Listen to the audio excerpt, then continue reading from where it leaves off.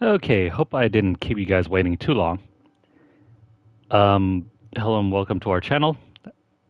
This is Kay from Lunarlight Games, and thanks for dropping back in. Um, yeah, so earlier I just had to jump off for a quick second. I don't know. But we are back again once more. So just consider this a continuation of the last video. But let me go ahead and get set up here once more. I don't know what I ate. Probably too much spice, so yeah, wasn't feeling very well. So just had to jump off very quickly, but we are back again once more. Let's see. I really dislike how you have to reset everything after you end the stream. Nothing ever stays the same, so we gotta re-roll here.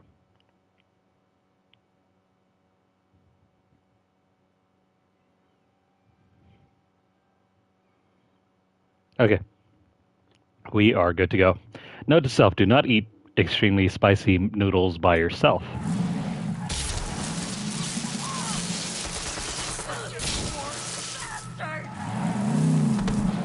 Alright. So if you were following along from the last session,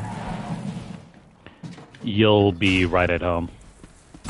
If not, and you're just tuning into this for the very first time, go back to the previous video and continue watching from there, and then meet us up back here. Alright.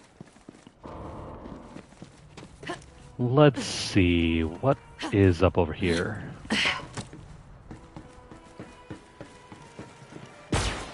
Anything new here? I mean, we can jump up here. Oh! Well, never mind. There's a there's a nice loot chest up there, but there's nothing worth picking up inside. Wonder if we can get over there.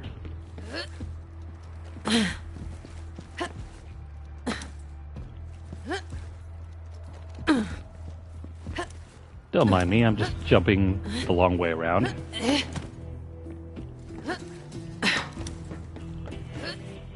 Indeed you can. Crap.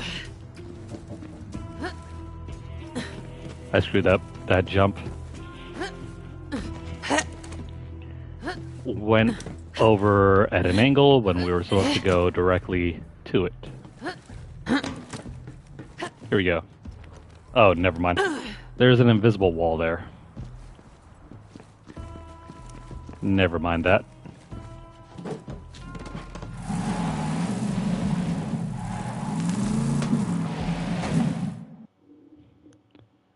Over to the Devil's Razor.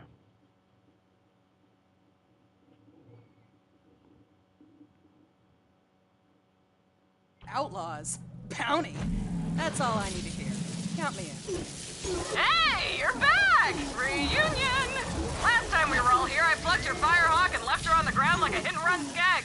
Oh, remember that? Good times. Oh, and then I totally murdered your siren friend. The blue-haired one? I can't remember her name. I want to say Martha? Meg? Whatever. She did. And now we kidnapped your science nerd, too. You gotta admit, we are super good at taking your shit. Yeah, your Crimson Thieves Guild is in tatters and splatters and whatnot. Gonna be gone soon. Later, bitches. Oh, they are so evil.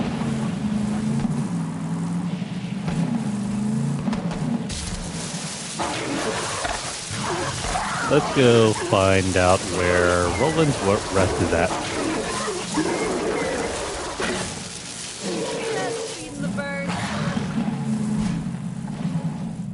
I forget if this is a location from Borderlands 2 or not, and god dang it.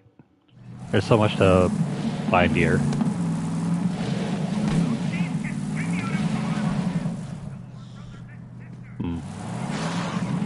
I'm thinking we can probably go up there and crap.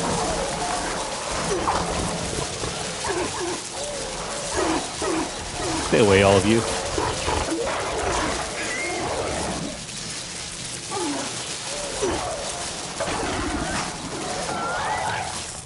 There we go.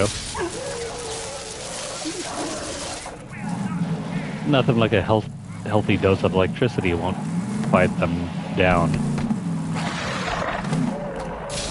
Oh no. You know what? Never mind. We're gonna jump out. Get good or get dead, scrub.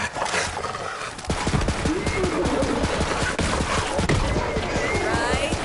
This pistol's not that great.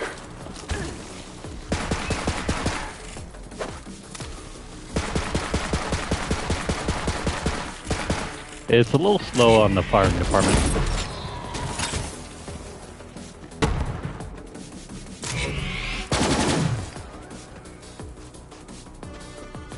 What is this over here?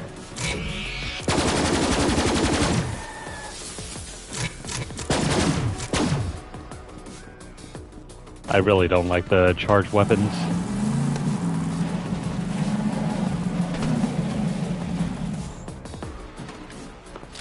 I mean, they're functional, but they're more pretty than they are powerful.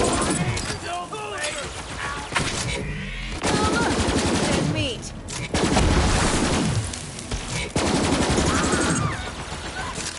What up?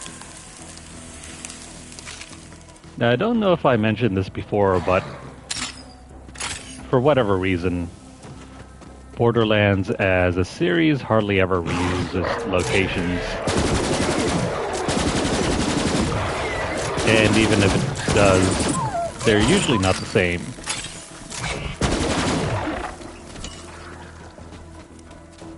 I think that only ever came up in Borderlands 2. Because every other game after that never really decided to revisit the same place. And even if it was revisited, it was never the same. For example, Firestone, if you know what that is.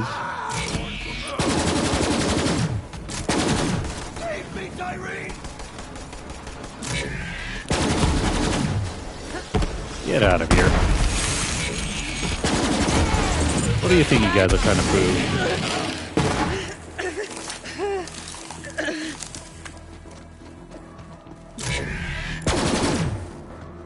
Anywho.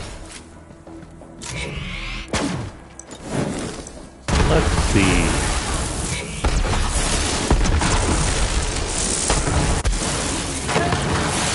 I'm surprised these enemies actually use sniper rifles.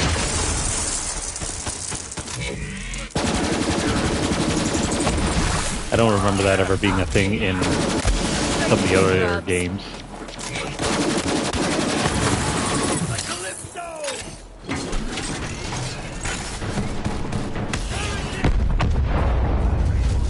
I'm gonna ruin your day.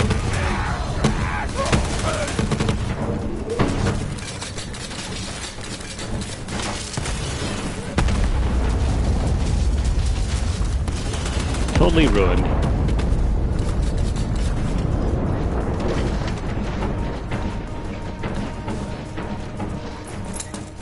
So are we playing Borderlands or are we playing Fallout? I know this isn't exactly power armor, but well, I mean, it kind of is. I mean, it's more of a... I think it's a parody of Diva from Overwatch, I think. More than it is, like, something from Fallout.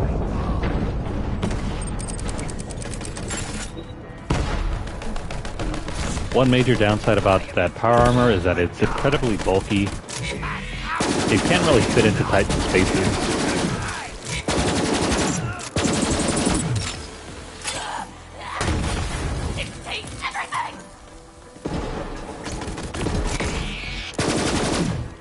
See you later, buddy.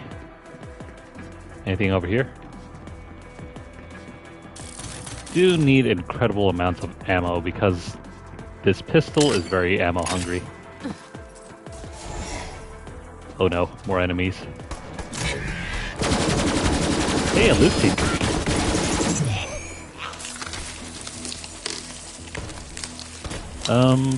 Do we want this?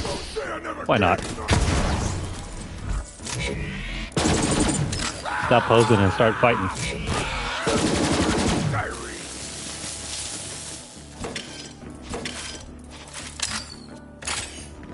Well, he's gone for good. Alright, so this new map. This is another painful one. There's so much space to uncover.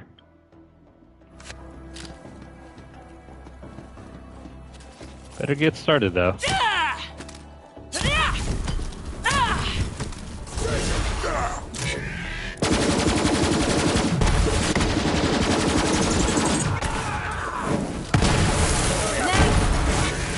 Having a good time, friends?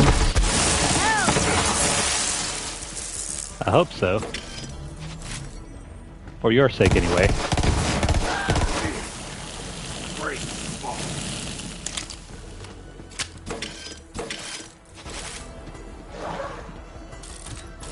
Now, you might be wondering, we can just wait until later to do all of this. And I say nuts to that, because there's still a bunch of stuff to be on the lookout for. Ooh. Aw. No oranges. Let me go over to this side before we work our way around to the other side.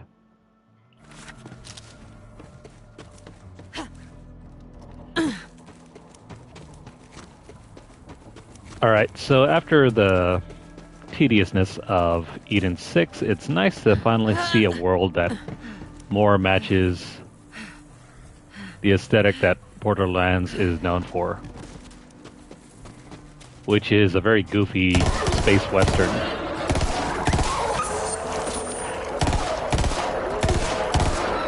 I don't know about you, but the swamp doesn't scream western.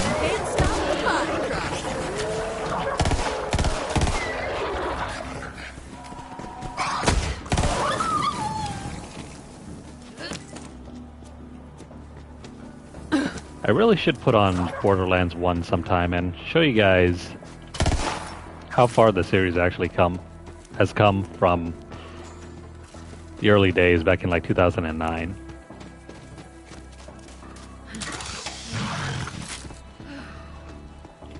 As for myself though, my first time experiencing Borderlands was in 2010. Or was it 2011? No, never mind. It was 2012. I'm misremembering. I think I completed the first platinum for Borderlands 1 in 2012. And that's what I need to pick up, so... we got this here. Well, after I couldn't find that vault on Eden 6, I figured I'd come back to Pandora and see what had changed over the years. Turns out, it was Atlas looking for the vaults. I guess old Montgomery Jacobs was right after all. Okay, so definitely I completed the platinum in 2000 and... the hell? I completed the platinum in 2012.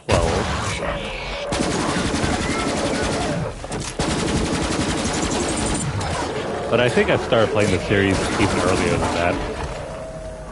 I'll have to take a look back at my timeline.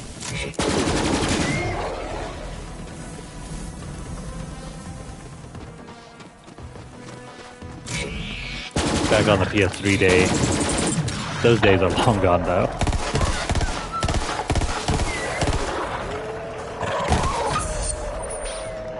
This is not the gun I was hoping for. I'm feeling it! Actually, never mind. We're dealing fire damage either way. So on the plus side, we get to deal both corrosive and fire damage.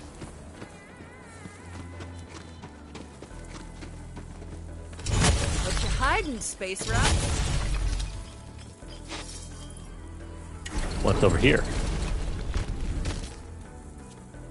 Nah, nothing useful. I think I'm actually supposed to go over here later. Oh well. Might as well check this place out now. The Lonely Pillar. Is someone having a birthday here? Must be.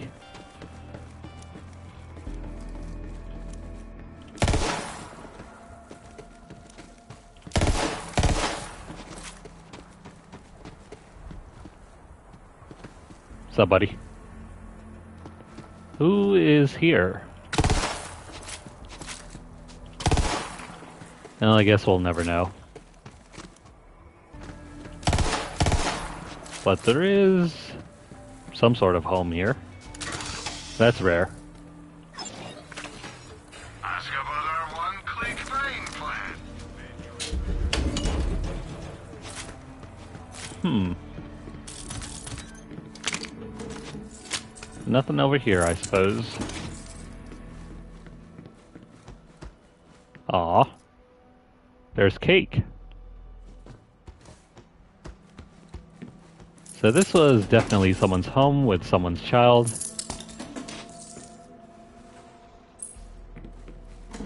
I think it's probably a side quest. We'll revisit this area later.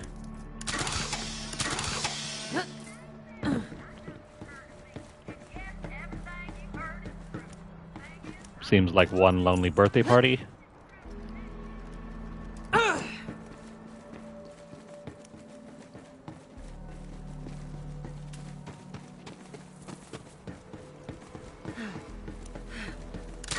Alright, continuing on.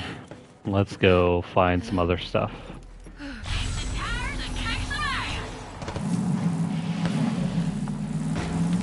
Kick some tires and kick some ass? Well, I'll kick some ass, I guess.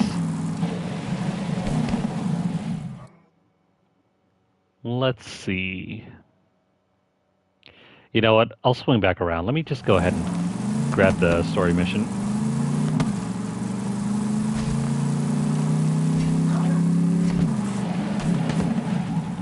Hello. Aw, come on.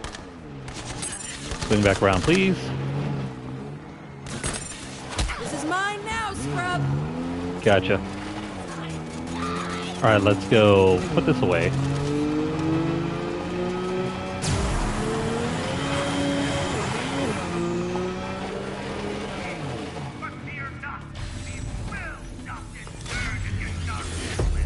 Sweet, new parts.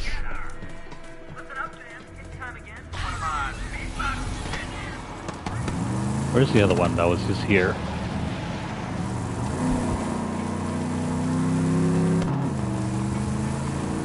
No? Nowhere? It ran away? There you are. I just want to talk to you. Gotcha. Slice. Well, this one doesn't have any parts, so let's return back. Or... gimme.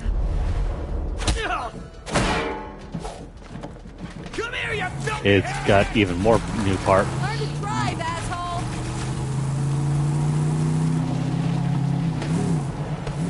I'll just take this.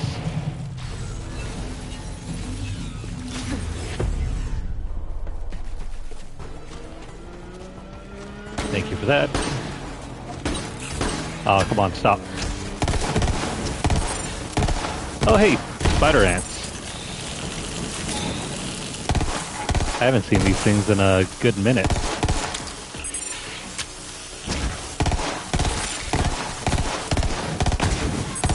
These things were all over the place in the first two games. They're actually one of the main enemies of Pandora.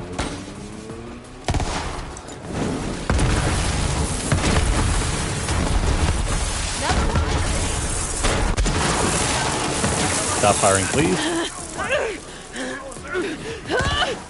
So much for that new awesome cycle crap.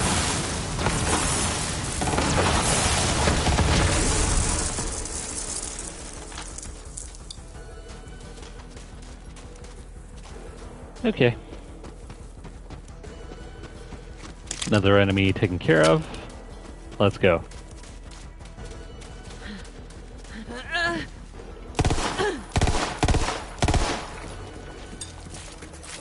Where the heck is... There we go, there's the monitor.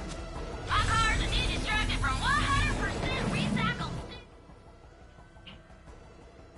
Alright, we're still trying to push up over here.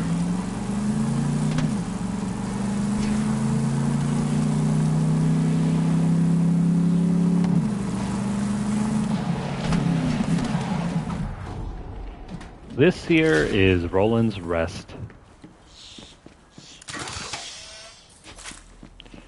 Why is it named Roland's Rest? Well, Roland was a character from the first two games.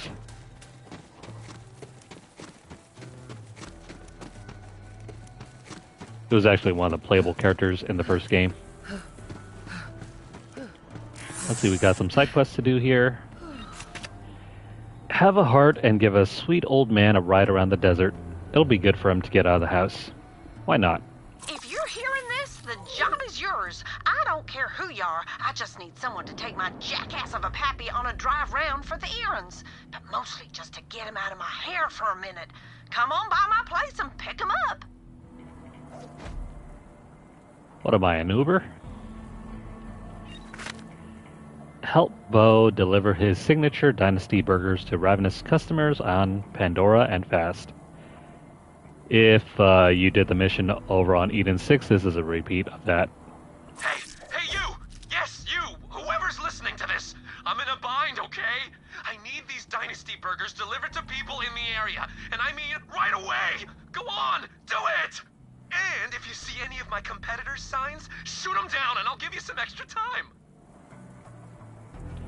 Or you could just take away the timer and just let us do it in peace. From the CLEPS list, help remove a device that's throttling some of the locals' EchoNet devices. If you insist.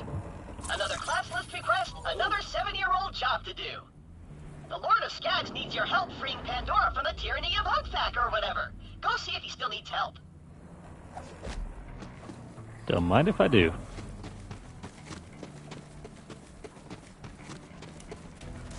Anywho, let's explore a little bit before we... Oh, never mind. That is the Sandblast Scar.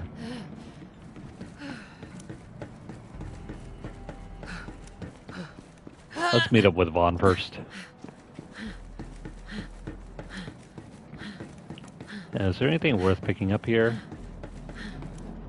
What's up, buddy? Enjoying the sights? It is a very pretty vista.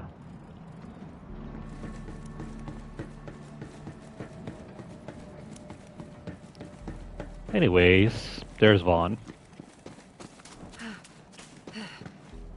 Hey, welcome to my new clan, the Pectoral Liberation Alliance. I'm just kidding. Go Crimson Raiders! Remember me, Vaughn? How could I forget? Those undies are burned into my retinas. Anyway, I'm glad you came along. It has been hell defending this place since Troy Calypso snatched our turrets with his crazy powers. I love those turrets. Oh, right, the mission. Okay, Lilith says you're here to save Tanis. Now, if Carnivora has her, you gotta get a move on. Who the hell is Carnivora? No, it's not a who, it's a what. Carnivora is a giant festival run by two murder streamers named Pain and Terror. You can find it in the Splinterlands, bro. Carnivora is the most popular Calypso fan stream in the galaxy, bro! Pain and Terror take kill requests non-stop in the name of the Calypsos, and of course high viewer counts. Anyway, I can help you get to Carnivora, but getting in might be a different story. Vault Hunter, I know I don't need to say this, but we are not losing anyone else. We'll get her out, Commander. No soldier left behind. Let's get to it. My imminent murder is whipping these cultists into a frenzy. They're delivering iridium by the armful, screaming my name all the way. I had no idea I was so popular amongst the idiot masses. I suppose you never know where flattery's going to come from. She can afford to wait. We're gonna go ahead and go tackle a few other more tasks. Namely all the side quests around on this map. And believe you me, there's a ton. Now let's see.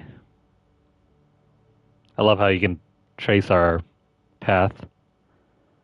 We can probably pick up that and pick up that.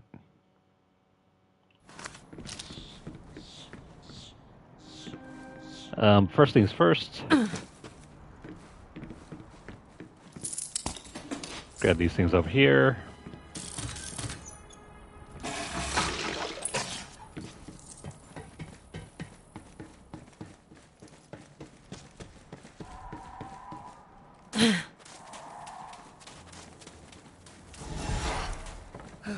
Something just ported in. They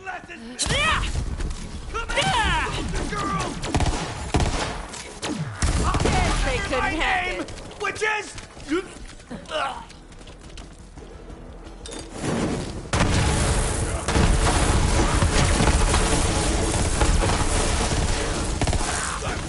I think we need new weapons.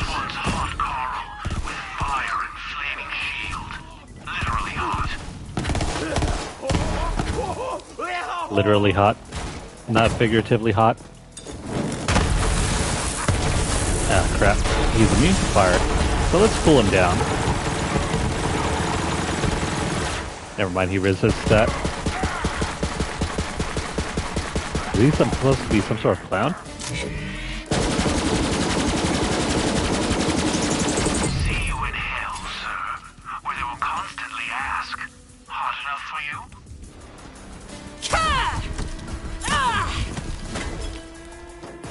Nah, it's too cold.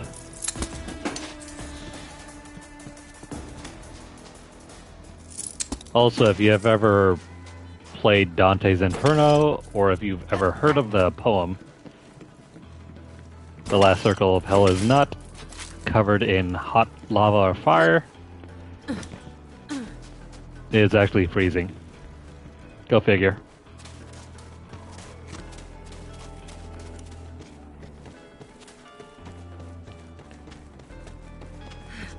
You know, of all the Devil May Cry and God of War clones, that one was actually pretty fun.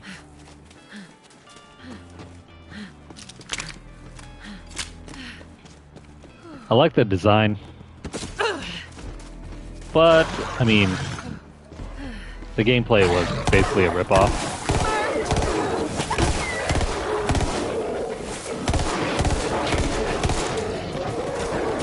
Got a bunch of these skags, let me take care of them.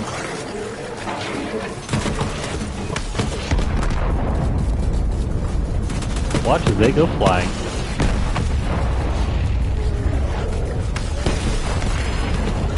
Well, that one didn't go flying. Ooh. 2 in 1.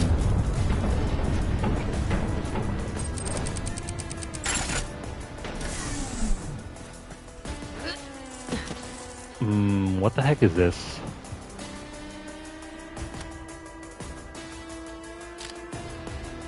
I'm gonna replace this one.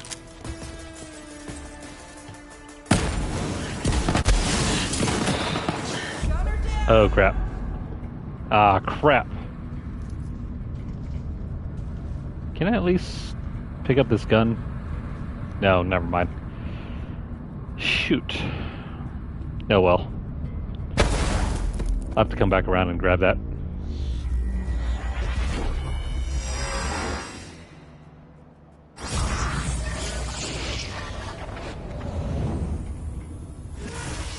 Hyperion asks, did we ever tell you the definition of insanity? If you really want a definition of insanity, go check out... What game was it? Far Cry 3. There we go. Check out Far Cry 3 if you're interested in that definition.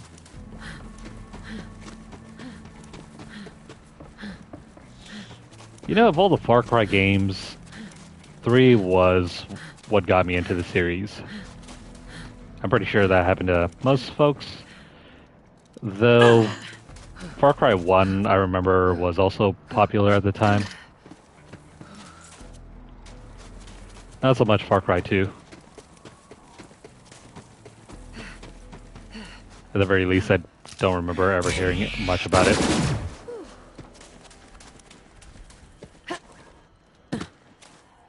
But Far Cry 3, man,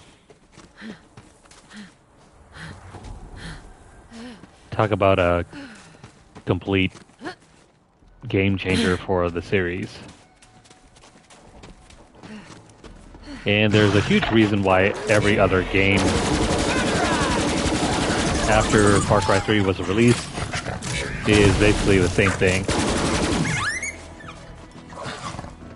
Well, maybe except for the DLC one. The Blood Dragon one.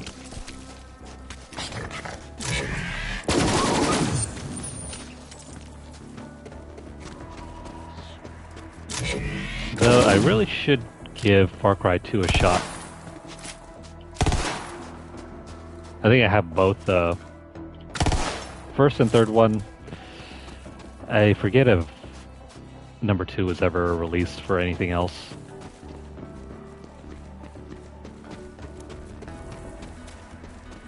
Because they got the remastered versions for Far Cry 1 and 3. I think 2 is just still Far Cry 2 on PS3. Though there is a PC and Xbox version.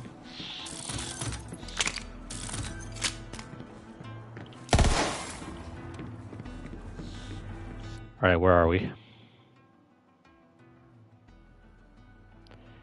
Well, crap. I need to get back to our car.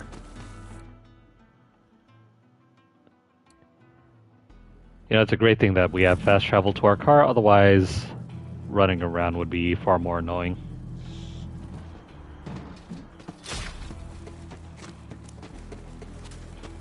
Alright, we didn't check out this side of the map. There's got to be something over here, right? What's down over here? Ugh. Is this your man cave, buddy? A vault hunter? Whatever it was, I didn't do it. Or did, if it was cool. You the Lord of Skags? I haven't heard that name in like 7 years. That's some serious lag. I'm just Edgren now, but tyranny still reigns over Pandora.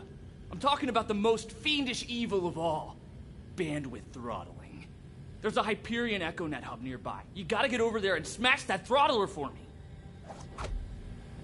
If you say so. Also, there's a new shift code for golden keys, so make sure to redeem that soon.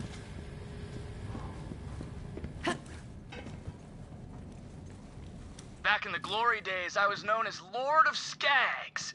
That's right, you're in the presence of Pandora's former most elite pro gamer. 14 years old and I was on top of the world. Pro gamer. Kill me in real life, then we'll talk. It's a viable career path. Anyway, I was the best, even better than Handsome Jack himself. And that tryhard did not like getting outplayed by kids. So he installed an Echo Throttler, the UGTHAC. Used it to fast lane his own connection and slow the rest. I'm talking whole milliseconds of lag. It was a slaughter. I love how the writers are throwing shade against, you know, the series fans.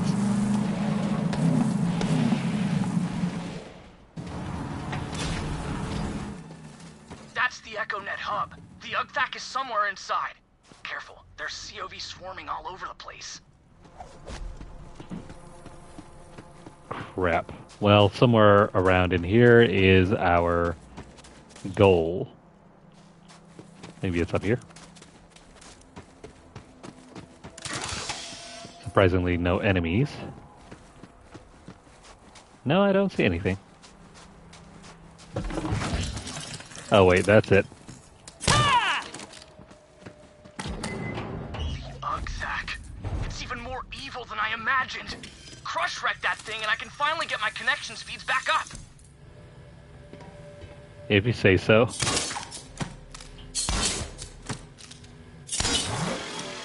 Well, crap titties. It's a Hyperion firewall. I can't get through that. But I think I know someone who can. The Vault Thief is coming for UGTHAC, our divine distributor of pings! Rend them, brothers and sisters! Hold them off, Vault Hunter! A ping lover? That's gotta be intentional, right?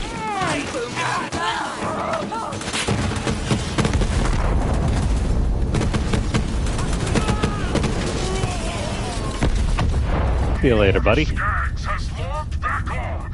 Where once I fragged for glory, now I hack for freedom. We shall bring bandwidth back to Pandora.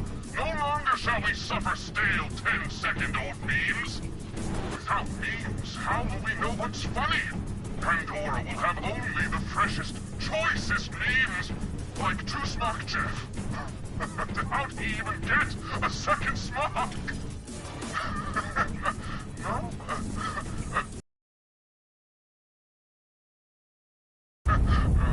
Damn you, Ugthak! This is what I'm talking about!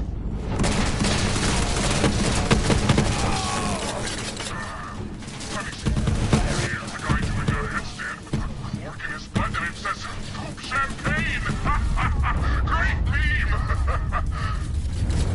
That one's old too. Ugthak! I think the writing here still holds up, even 5 years later.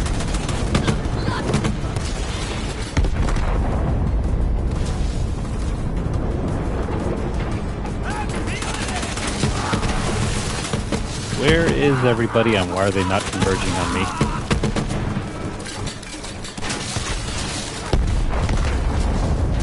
Too scared, huh? Oh crap, there's another loot tank. Sweet. Waging our war on the digital battlefield while you fight in the meat space. Together, we're gonna launch a denial of shielding attack. You need to open up ports around the Echo Hub so I can jack in and overload that shield. I gotta collect the choicest memes to dump into Ugthak and overload its shield. All the newest stuff.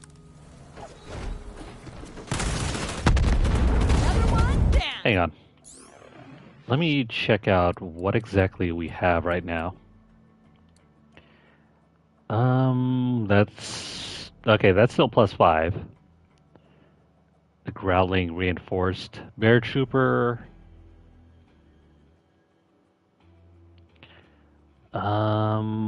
Which one do we want here? You know what? Let's give this one a shot.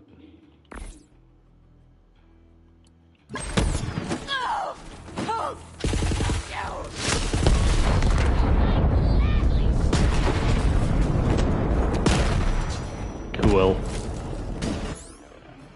We got a new skill point. Let me go ahead and throw that on. Let's go with this one.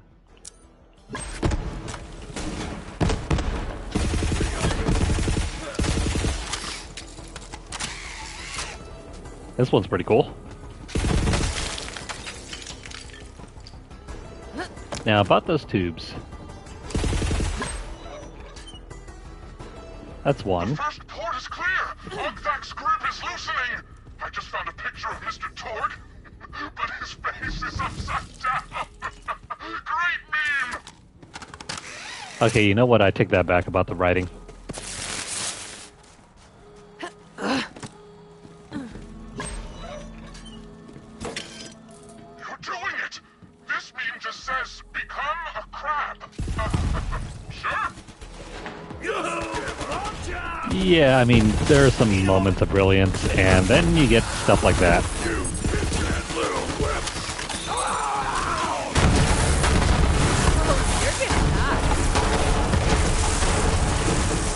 You know what? This is gonna get bad.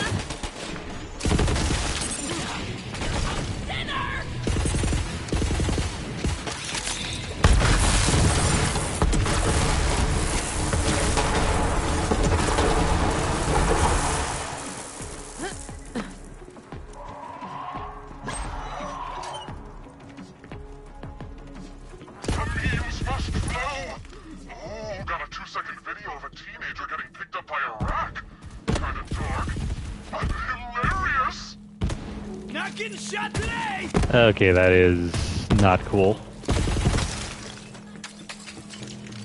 Okay, no, this isn't anything here.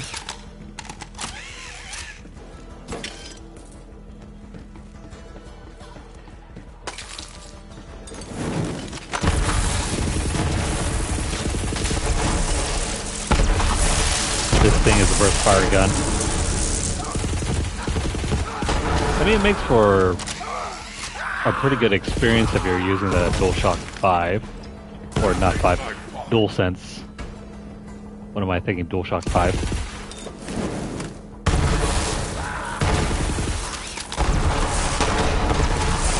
With the haptic triggers, this one feels very satisfying to use.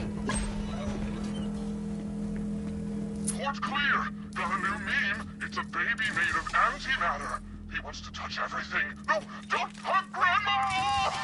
Oh, he did it! Dang! One more to go. You can tell some of this writing is behind by a couple years. But that's usually the case with video game writing.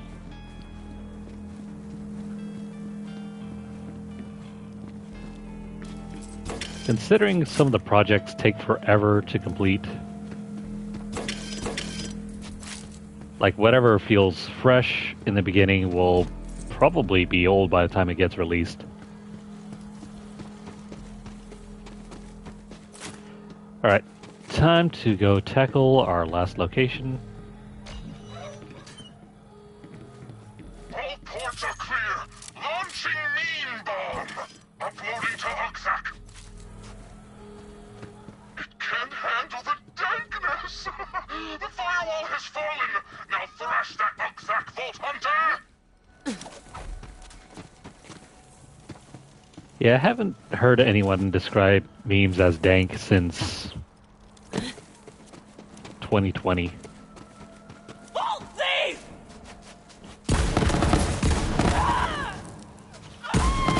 Screw you, vault thief! Oh, what the heck? What pistol is this? Roizen's Thorns. It's almost like the freaking... the double penetrating Herald for Borderlands 2. The tyrant of the EchoNet has fallen. Lord of Skags has struck a mighty, meany blow against bandwidth throttling. Vault Hunter, for your service, I dub thee Meme Crusader _2. Come and claim your reward money. Pandora may not have running water, or vegetables, or libraries that aren't on fire, but as long as we have dank memes, we are free. Lord of Skags signing off. Yikes.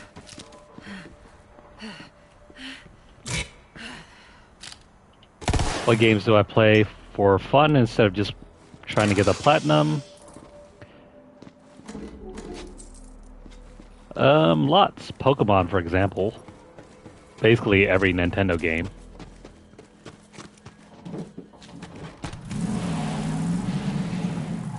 A lot of those Nintendo games are pretty much unstreamable for me because I don't have the equipment for it. So I just play them for fun. I've been trying to work on some more of the Pokemon games. I got as far as maybe around the 5th or 6th gym in Pokemon Yellow. I never actually beat Pokemon Yellow. I already beat Pokemon Red and didn't beat Pokemon Blue. And then, I don't know. There was a period of time where I just did not like Pokemon games because I thought I grew out of it. This was maybe, like, I started with the series back in like 1999. So my parents never purchased the games for me, so I just never got to play it. I ended up just experiencing the games through my friends. They were the ones with the games. And so I had to wait all the way until like 2002 or 2003.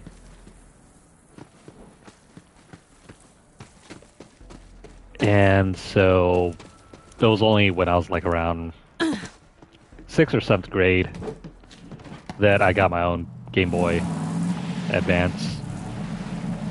So I ended up picking up Pokemon Ruby after my uncle had already gotten Pokemon Sapphire. And so I played that for a good while. And in addition to that game, I think I also ended up getting like Pokemon Crystal, and then I remember at the time I picked up Fire Emblem for the Game Boy Advance. That was probably my second intro into a tactics style game, aside from Final Fantasy Tactics. So, full disclosure, Vault Hunter, I was never gonna go back to pro gaming. I aged out. I'm not 14 anymore. Gotta grow up sometime. Nowadays, I make my living mining Becco wafers. It's a crypto coin, you know? Not big, pretty cool. I don't have time to explain how it works, but now that my bandwidth is straight up banging, I'm gonna be friggin' rich! Thanks, Vault Hunter! I'm gonna make so much freaking money on crypto coin! So hey, how about you take all this stupid paper money? I'm certainly not gonna need it anymore! You know, that joke actually aged pretty well. As far as cryptocurrency is concerned, a lot of it's still just nonsense, but if you were in 2019 and heavily invested in Bitcoin, well, you would have made bank by now. So, yeah. Ended up playing Fire Emblem for a good while until I lost my Game Boy Advance. Aside from that, I also picked up Golden Sun. I think it was the second Golden Sun game. I didn't know that was the first one. I remember at the time, I think I got like some sort of booklet, and it had all these like JRPGs. Like, it was like an informational booklet. I think I had it from some other game or whatever.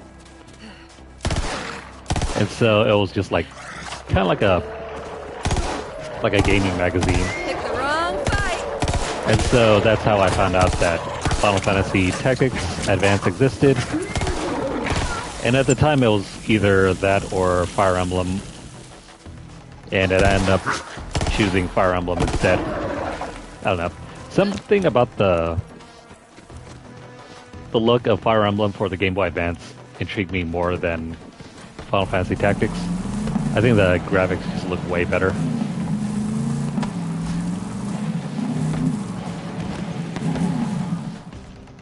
Let's see. Now, outside of that, like, some of the older PlayStation 1 games that I've been playing, those were some of the games that I grew up playing. Like, for example, let's see, The Legend of Dragoon. I think I played Chrono Cross for the channel already. This was, like, back in 2022.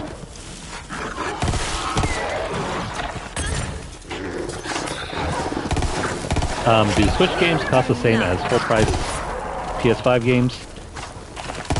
It depends. Some of them cost as much as a full-price PS4 game, so like $59.99. Though you can certainly find them on sale for like $39.99 now, or even cheaper if they're third-party games. And regarding the streaming for... Yeah, that I probably need to redo that walkthrough because it wasn't perfect, and plus I didn't realize at the time that some of my mic audio was actually not working. Like, I did not know that my mic audio was completely busted because my mic was broken.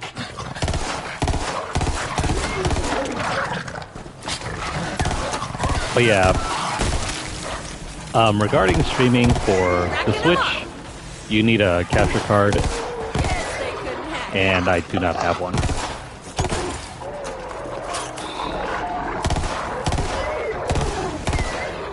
And I don't exactly have like an editing station.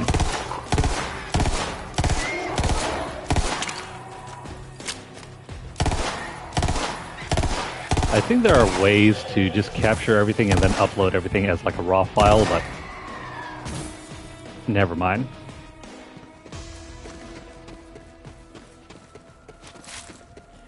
Yeah, I think I might have to redo a playthrough because the first one I did just didn't come out very well. Granted, that was like at the very beginning when I first started streaming heavily with commentary. Just a quick reminder, every enemy you've ever killed lies just beyond that. That's probably one of the few games where I played over and over and over again because there were so many endings to get and so many characters to pick up as well. It's one of the few games where I actually learned how to just manipulate the entire battle system.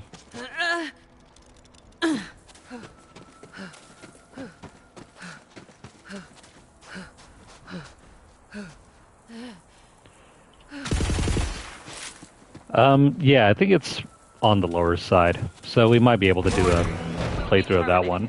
Warning. You are now entering a restricted area. So yeah, Chrono Cross I definitely played a lot of back in the PS1 era. And then I guess we can't uncover the rest of the map there. Chrono Trigger is an even better one. The prequel, or not prequel, the first game of that series is way better in my opinion. It's more of a traditional JRPG. I mean, it's not to say Chrono Cross is bad, but Chrono Trigger is way better. Yeah, I would have to agree with them. Chrono Trigger has a more meaningful story. It is on PlayStation. It's just not on the... It's not a remaster or anything. You have to find it as part of the Final Fantasy Anthology collection. And it was never re-released for PS4 or anything. You can still find it on the PS3 or PS Vita online store though. So the old PSN store for PS3.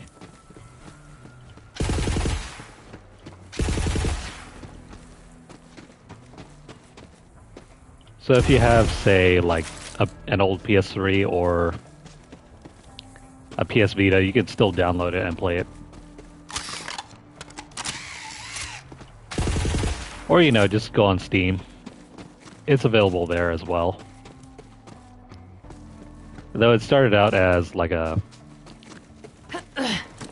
Super Nintendo game.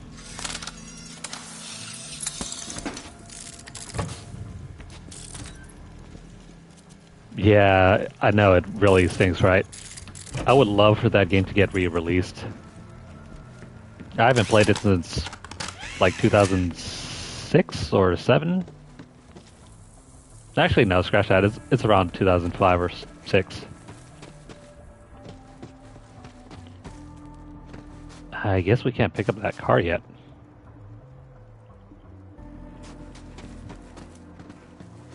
Your dad might have it.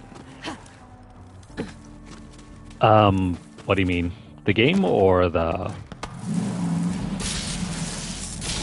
game or the systems?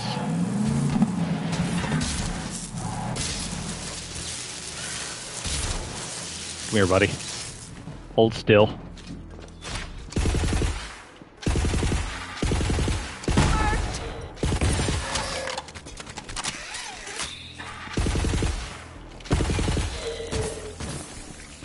But yeah, if you enjoy Final Fantasy games and turn-based JRPGs, check it out.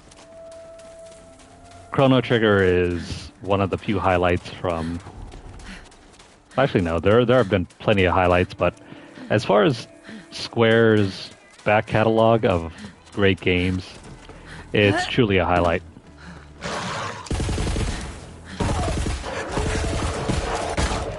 Like, it's got the artwork of Dragon Ball, the gameplay and story of, say, a Final Fantasy classic game from the SNES series. Why don't they put on PS5? I guess it might just be down to rights issues, because one of the co-creators of the game was the maker of Dragon Ball.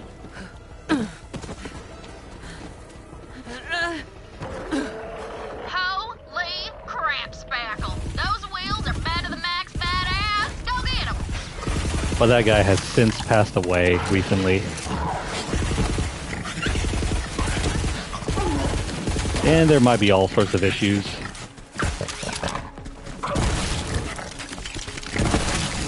See you later.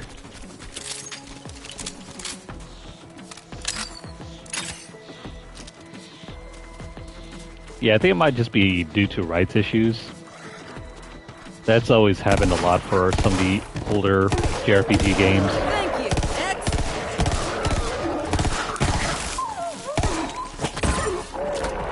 you. Or at worst, it's probably because they're more concerned about making other games.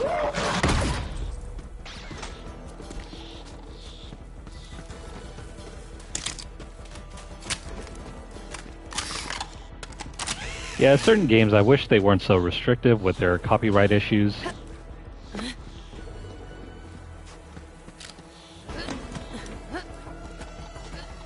But that's, you know, a fact of any intellectual property.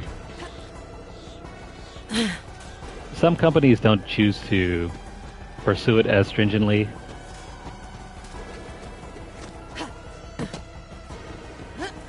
I mean, you got like some other game companies that will let you run whatever and they just don't care. And then other times you'll have companies that will protect it pretty zealously.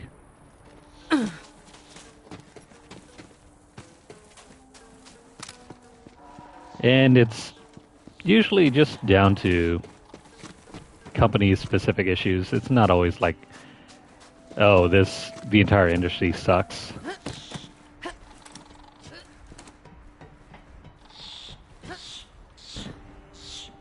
Can I get up here? What the heck? What's going on?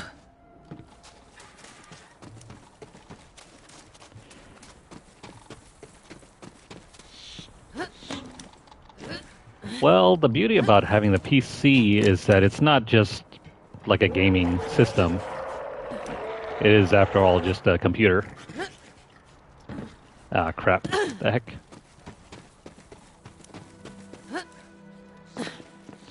And emulators were never found to be illegal, so if you have that available to you, well, then you can do whatever you want. So long as you're not, you know, I guess, distributing the games.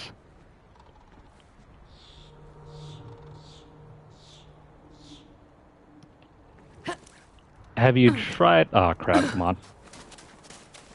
I'm struggling to do this. Yeah, they're probably using capture cards in order to get around that. Though I think if you have... I don't know, have you tried using the recording feature on the PS5? Like, just run the game and then press the share button and then hit record and see if that works. Or at the very least, try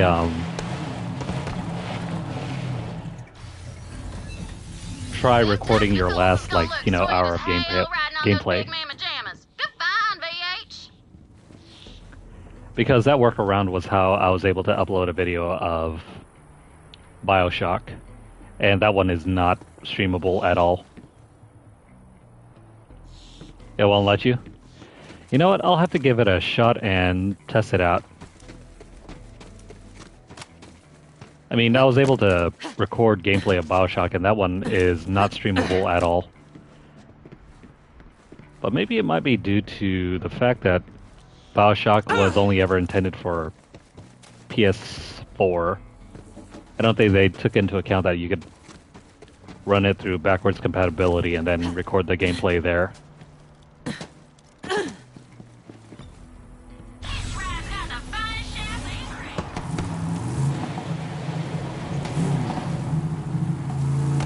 Yeah, that's really strange.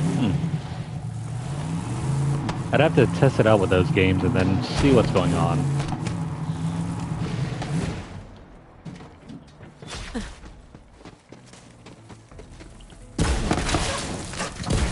Yeah, this is totally the double penetrating unkept herald.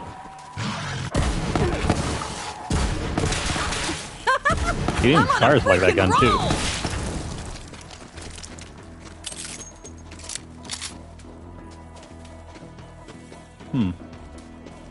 What else is over here? So, let's see, what other games have I played in the past? Outside of, Platinums. My entire PlayStation 1 library made up mostly of fighting games. So stuff like Tekken 3, Marvel versus... Well, not Marvel versus Capcom. Marvel Superheroes versus Street Fighter was the first game I got on PlayStation. Then came Tekken 3, and then I think Siphon Filter. Then eventually I picked up Gran Turismo. I never owned Metal Gear Solid. I did end up borrowing a bunch of games from my friends, so stuff like Mortal Kombat Trilogy I ended up playing from them. Lunar 2, definitely. Crash Bandicoot. I used to have a friend that shared a bunch of his games with me.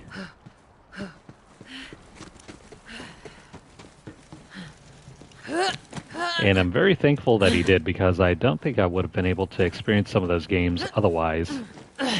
So, stuff like Mega Man 4, X4 I mean. I got to play through him. Let's see, Crash Bandicoot 3. I only ever played the third one on the PlayStation 1 at first, and then later went back and tried it with Crash Bandicoot 1. And Crash Bandicoot 2 I ended up just playing later on the PS3. Crash Bandicoot 1 does not hold up.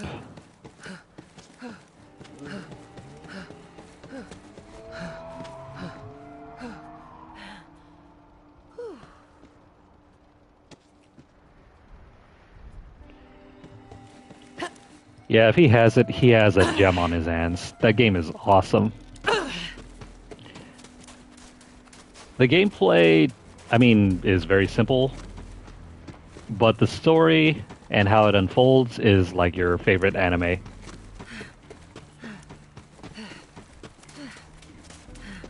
It's like watching an entire season of a classic 90s anime.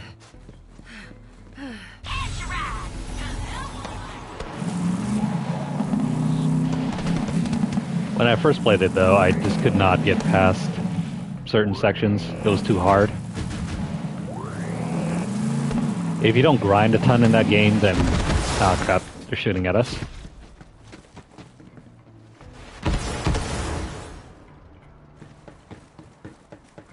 Yeah, I don't recommend ever cashing in on that. Not the second game, anyway. The first game is... I don't think the first game holds up that well. Lunar 1 has been re-released a couple times already, so... If you really want to check out that game, there are multiple ways of doing it. But the second one has never been re-released.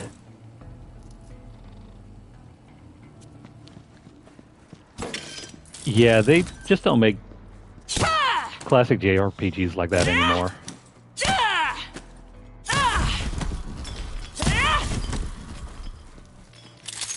And that's not even a PS1 era game. That's all the way from back on the Sega Genesis, I think, or Sega CD. It's one of the two, so you're talking more like Super Nintendo era. But then it got updated and then re-released for PlayStation and I think Sega Saturn as well.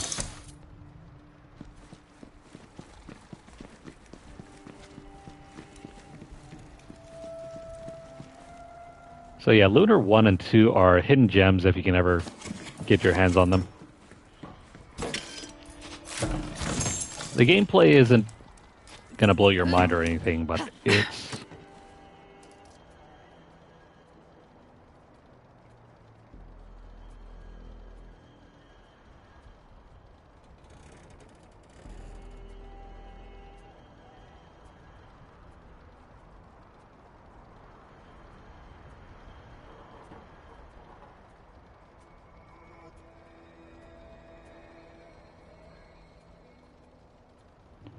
Give me a sec here.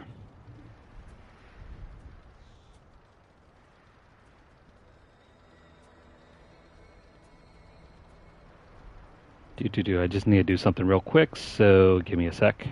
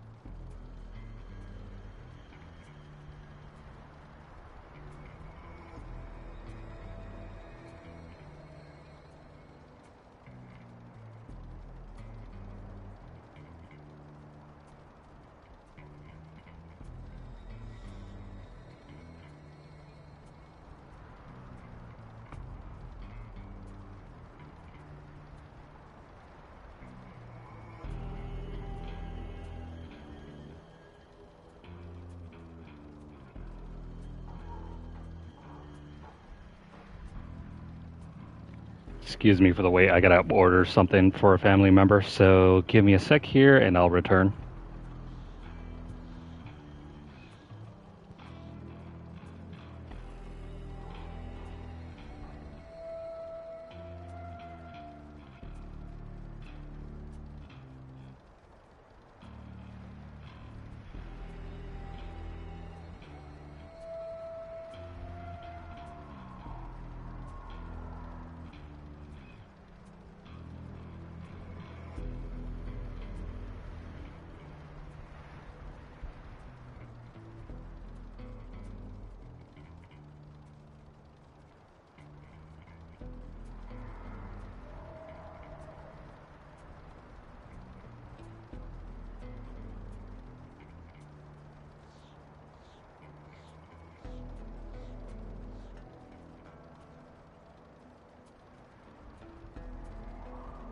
Rockets, bullets, fists, and frags. Vladov's army's got the mags. If you miss an Ursa core, shoot and shoot and shoot some more.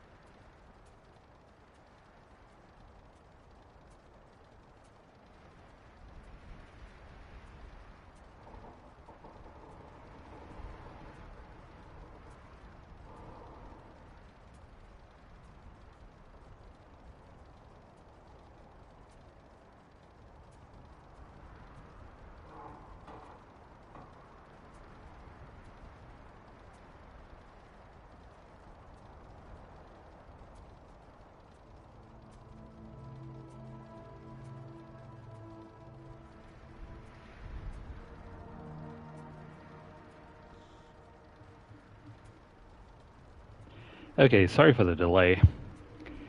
I had to order something for my dad on Amazon.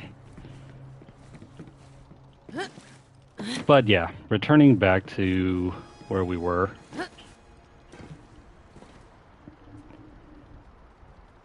Do.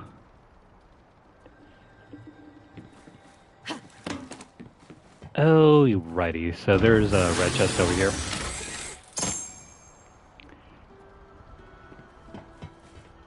Yeah, the Super Nintendo has a lot of great games.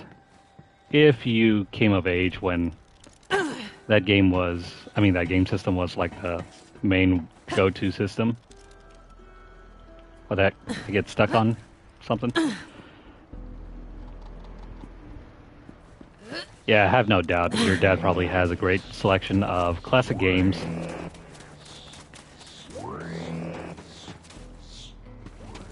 Yeah, Mario was pretty much the gold standard for games back then. Like, it's kind of funny, if you go back to the old era of games, if you try to play anything that's like not Mario, you'll notice that those games just don't play nearly as well. I mean, they're still serviceable, but the quality isn't all there.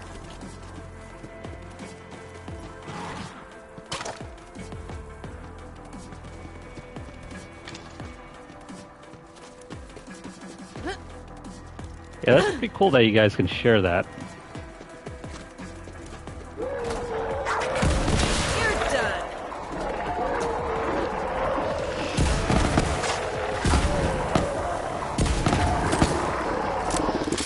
Yeah, that's pretty awesome. It goes to show you that even, as you get older, some of the highlights from your childhood you can definitely share with your kids and your friends, other family members. Some of the stuff that you were really passionate about when you were younger. It's always great to share that with everyone.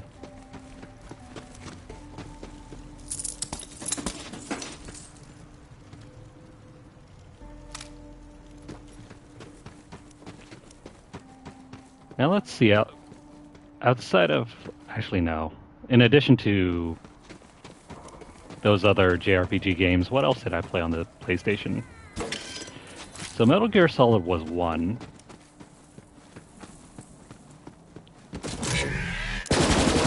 Of course, I went over the Lunar games. I'm gonna work over here.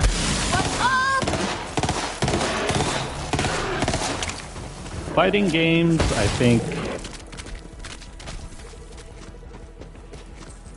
I pretty much covered Tekken and the Marvel crossover series for the PlayStation 1 anyway. I didn't really get to play Street Fighter Alpha, but I did watch a lot of people play that. In fact, more than anything, before I got to play most of the fighters at home, I would just watch people play them on the arcade.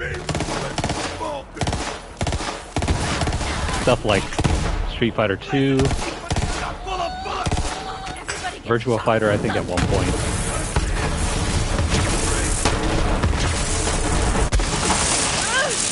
That hurt.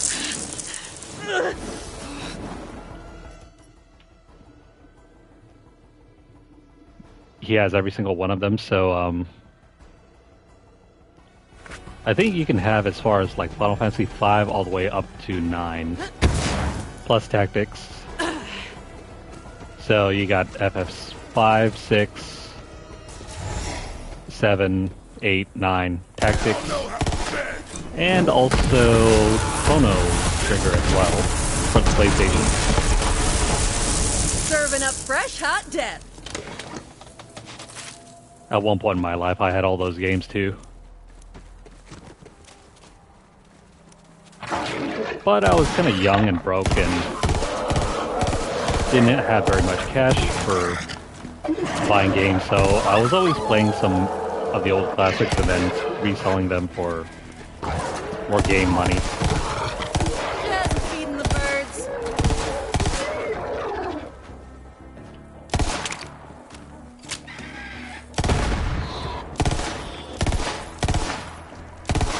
This is why I hated shooting these things in Borderlands 2.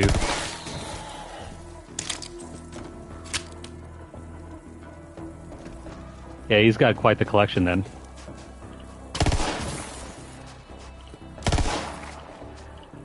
There are some other great JRPGs from Square during the PS1 era, but I just never played them. Stuff like Xenogears and Vagrant Story.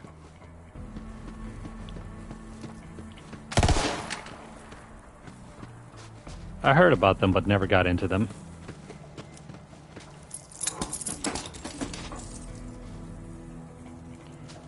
Yeah, Wild Arms is another great one. I don't think it's made by Square, but it's definitely up there.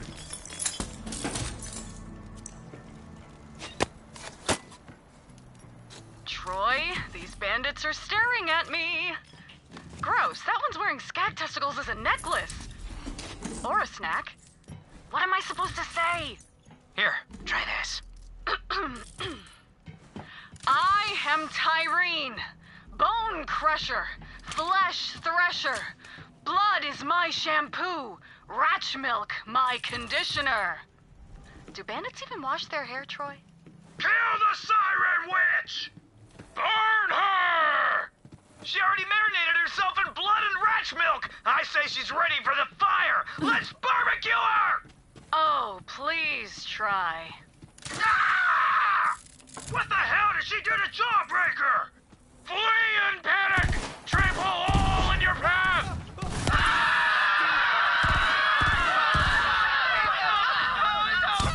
That went well. Shit. Sorry, Ty. Guess I got a few kinks to work out. We learned something useful, though. Everything is food to a bandit. At least we have something in common.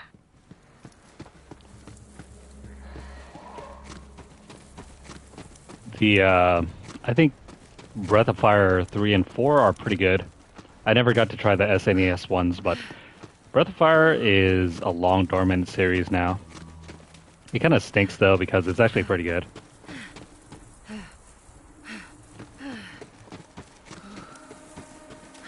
Xenogears started off on the PlayStation 1, and I think it later transformed into the Xenosaga game series that you know now today. Or not Xenosaga, it was like Xenoblade.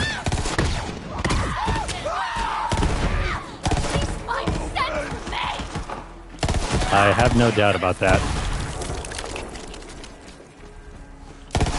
I think it was right around the PS2 days where I guess they didn't know what to do with the series anymore.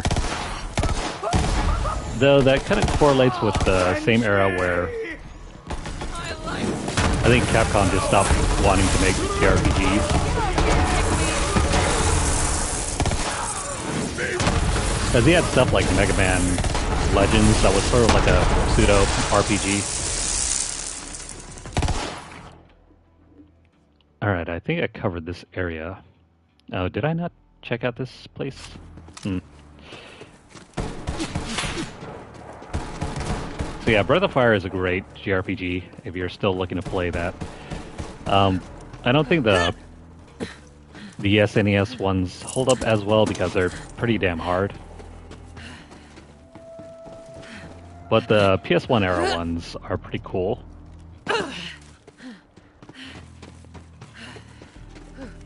I was meaning to try Wild Arms, but I think it's because of the graphics that kind of turned me off. Like, it's got a weird mixture of both 3D graphics and 2D sprites, and the 3D graphics don't look nearly as good.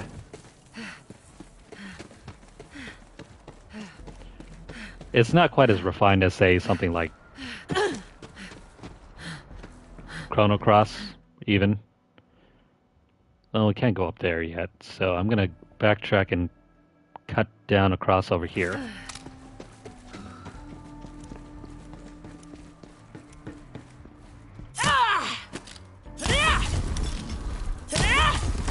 Gotta destroy those things, and then...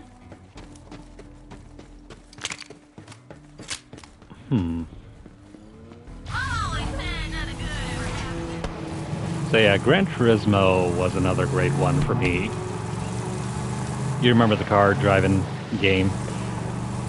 I spent so many hours on the first PlayStation 1 game alone.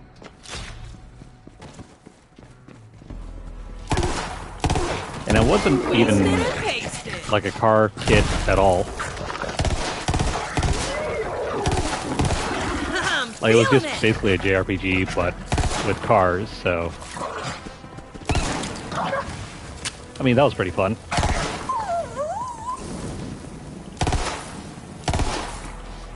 It was still hard as balls, though. Even more so than the most recent one I played.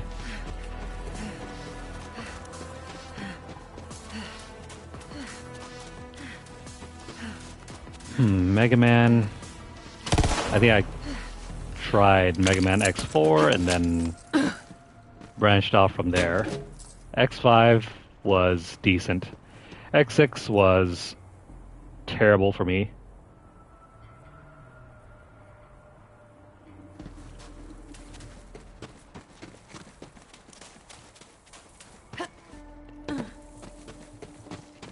Yeah, the gameplay in Chrono Cross can be somewhat hard to get into, but once you learn the ins and outs of what you're supposed to be doing, it can be rendered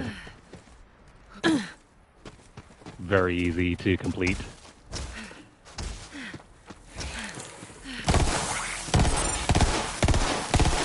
I don't think it's nearly as complicated as you might think at first. Hell yeah! I know when it puts up all those numbers, it makes it kind of weird.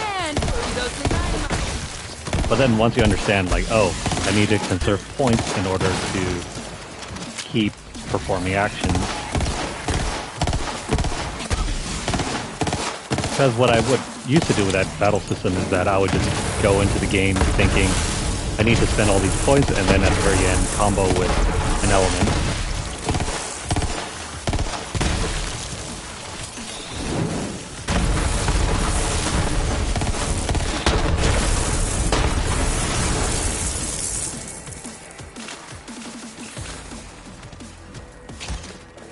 It might be Shining Force, right? Or maybe not Shining Force. It's probably Langrisser or something.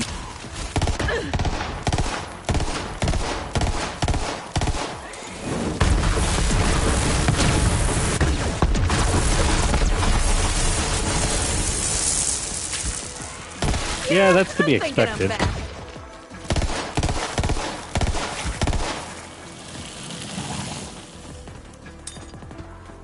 Some of the graphics for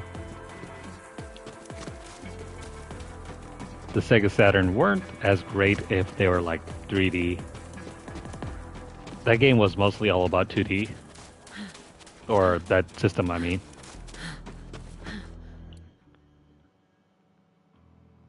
Let's see, we need to keep pushing over here. But yeah, I never did have a Sega Saturn. Got to see all the games for that era, though. A rare antlered spider ant! I must have it on my credenza. Kill it! Okay, so another... What the heck is this, an antelope?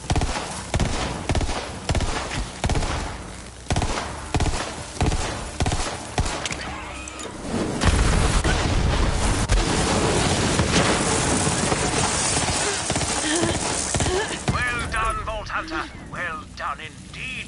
I shall hang Mercenary Day decorations from those antlers. Yeah, so funny enough, Diablo 1 got a port for the PlayStation. I never got to check it out, but I mean, at the time, it wasn't even on my radar. The game wasn't even that big yet. At least not for console, anyway. It was mainly a PC thing. Let's see, what else can we pick up here? Let me pick up the reload speed. If you're not shooting, you're not killing.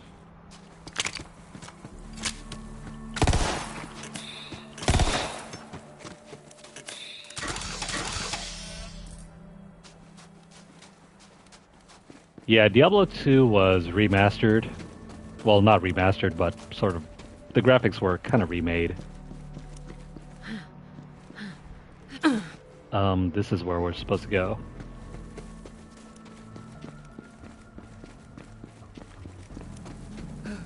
I think you'll probably find the disc version on sale if it hasn't been out of print yet already.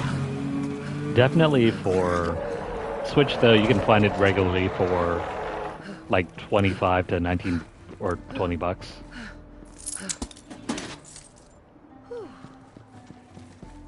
Yeah, that would be right. Diablo 2 is very good. A little bit grindy, but it's very good.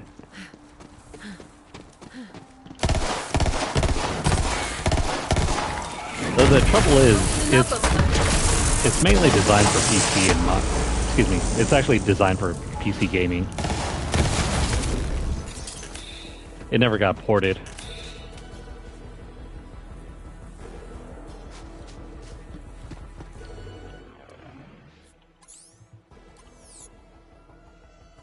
Yeah, that's cool. Sometimes, rarely, you'll still find good deals at GameStop.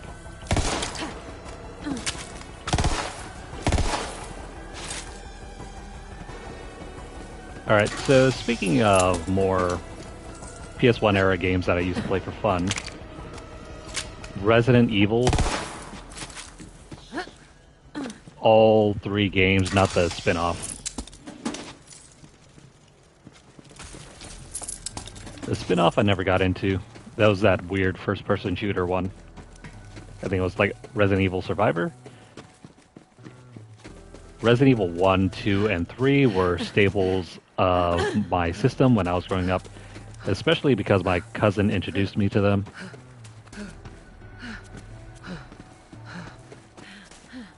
The first one is awesome. The second one is even better. Third one is less awesome, but still pretty great in my opinion. Especially the first one. The first one is absolutely eerie as hell. Shadow Hearts, I think that is for PS2, right? There's another one called Vandal Hearts. I never got to experience those, though.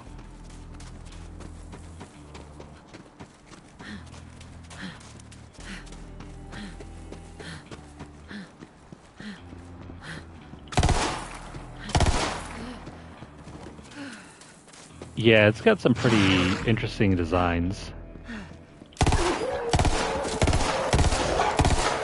Killing it. Sweet, Smack level it 40. down. Anybody counting? I never did get to experience much of Silent Hill. I know some folks prefer Silent Hill over Resident Evil. But I think I prefer the science fiction aspect of Resident Evil over the supernatural of Silent Hill.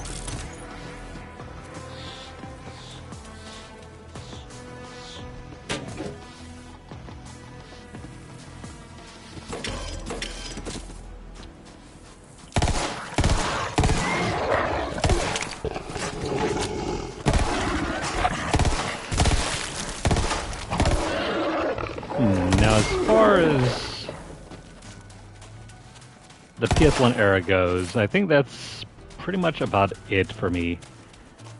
I don't remember any other games that I played on that system outside of the ones I previously mentioned. I did try a bunch of demos for other titles as well, like Legacy of Kain. Oh, right, never mind. Saga Frontier, I tried to play... Saga Frontier 2, I mean. Tried to play that one, didn't really get too far into it. The battle system was extremely confusing to me.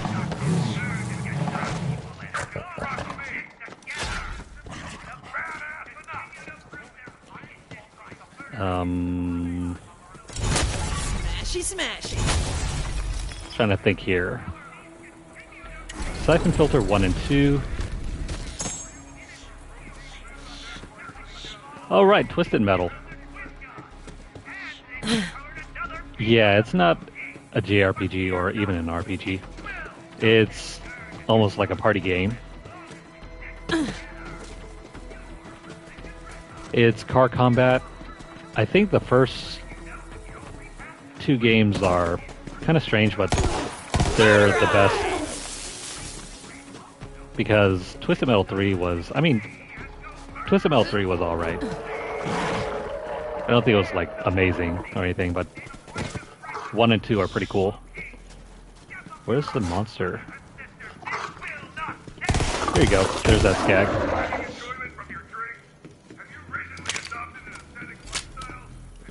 So, Twisted Metal 1 and 2 are pretty good. And then 3... I mean, it had Rod Zombie for the soundtrack, so... I mean... That was pretty cool. Any good loot from these dead guests, Brixicle? Knives, buzz axes, guns, rocket launchers. Tina, I'm thinking your exes all came to your wedding strapped with a lot of objections. What gives? Brickety Brack, there ain't many hotties. Chill with your girl, Tina, okay? My first BF, Andre, I looked at him, and boom, he literally exploded. And my first BF, Lemmy, well, let's not go there, okay? Point being, psychos, am I kind of crazy? We're on the same level. Sorta. But unlike my well-balanced ass, they got all kinds of issues. I'm talking attachment, daddy, mommy, cool mommy, all of it. And me? I gotta live my life. I'm a cosmic dragon, and ain't no one gonna tie me down. I'm a dragon, you hear? Caw-caw, bitch, I can fly. You get me? Yeah, I get you, I think. Well, this cake ain't gonna eat itself. Yo, cut me a slice. Marty! Get in here! It's my special day, and the whole family needs to be here! We're gonna eat cake until we pass out! Ashley Birch is a treasure. By far one of my favorite voice actresses of this recent generation. The Calypsos live and breathe for attention. Taking away the mic is sure to get their skivvies in a twist, and not in a good way. Crap, how do we get back up? Can I... Crap. I don't think I can get back up. I mean, Laura Bailey isn't bad either. Crap, I don't think I can get back up. Never mind. There we go. Let's see. Trying to dig back into my memory of some other games that I played.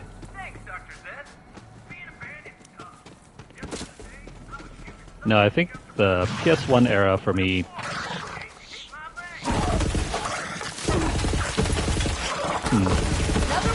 I mean, I was still playing PS1 games on a PlayStation 1 up until 2007-ish.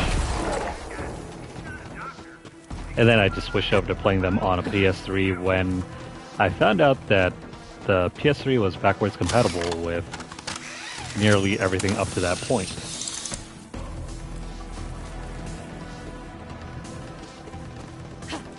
Which was an absolute amazing thing. I mean, there are a few consoles nowadays that can boast being backwards compatible up to 2 generations back.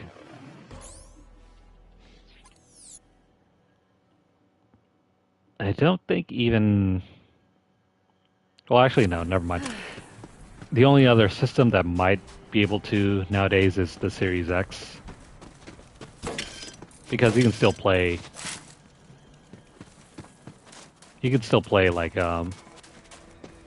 original Xbox One games, and then... Or was that the Xbox... Whatever the heck the other X... Man, Xbox has some really confusing naming issues.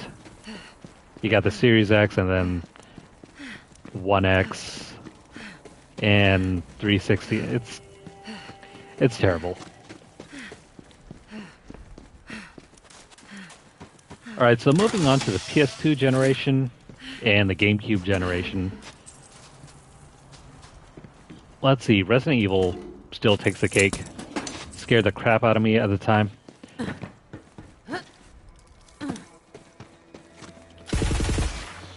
To this day, I still can't really stomach playing through any of the Resident Evil games.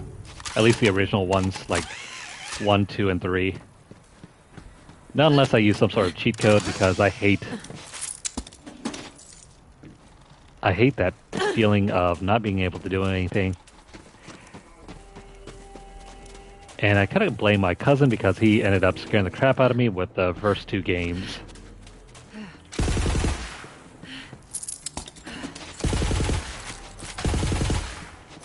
I mean, when you watch it, it's not very scary, but when you actually play it, it kind of puts you into that feeling of helplessness.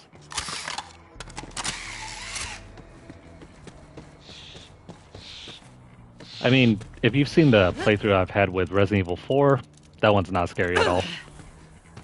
But the first one, the atmosphere of the first 2, 3 games, they really take the cake. If you love horror movies at all, check out the first 3 games. Maybe not so much the PlayStation 1 original, but the GameCube remake of Resident Evil 1 is scary as hell.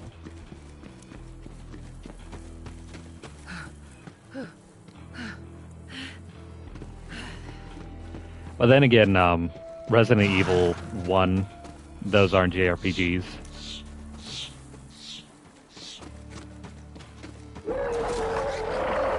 I'll have to check out what Shadow Hearts is all about. I'm not too familiar with that one. Stay down, Though it does scrub. sound familiar. I think at the time it kind of confused me with...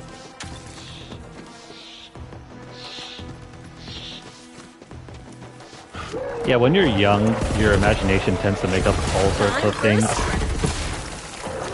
So when you're presented with something that's, you know, semi-scary, it's going to make it 10 times as worse.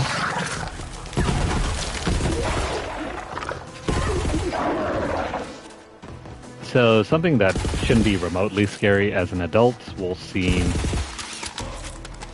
like the most awful thing as a kid.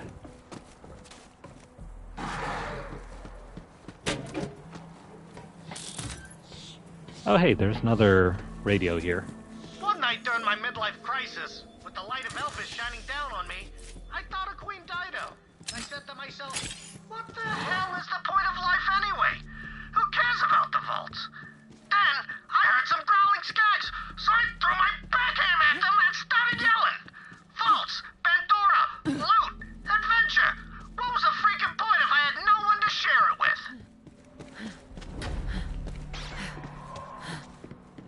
This is a very lonely chair. Well, at least they had drinks.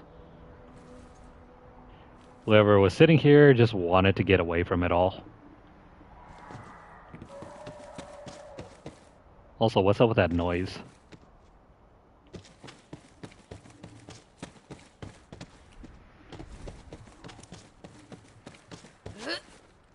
Yeah, that's the beauty of it.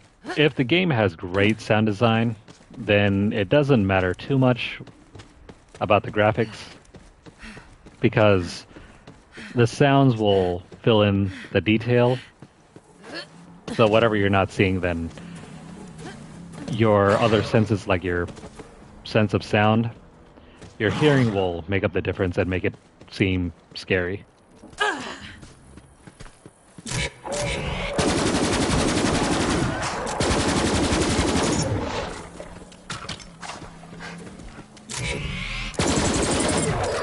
There you go. Get up here.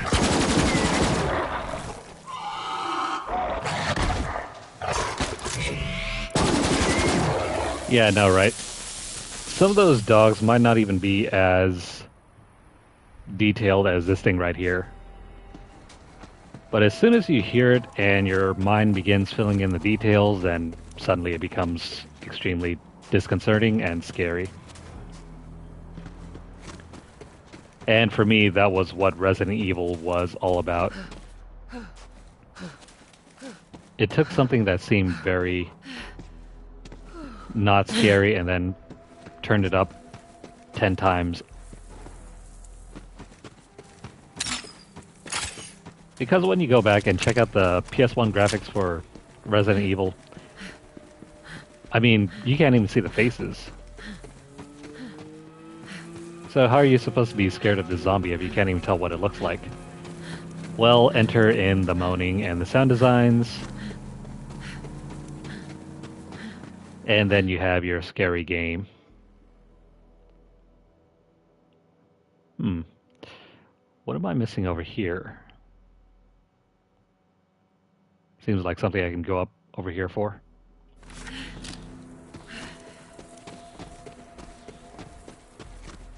And plus, my uncle thought to rig up his GameCube system with his hi-fi system. So basically, think watching Resident Evil on a GameCube on a regular TV, but with the sound system of a movie theater. And suddenly it becomes extremely scary. For a kid, anyway. Can we not jump up here? There's like some sort of invisible wall. Maybe we gotta go around.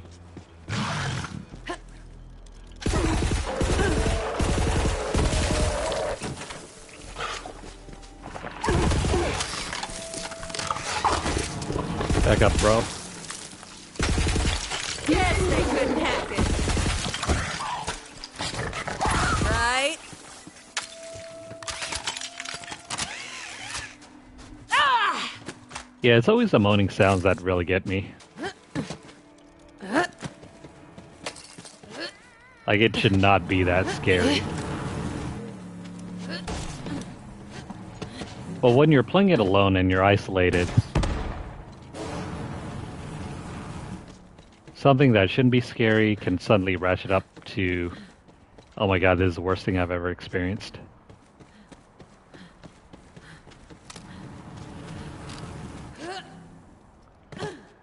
Which really, if you're planning on playing those games, playing it alone is the way to go.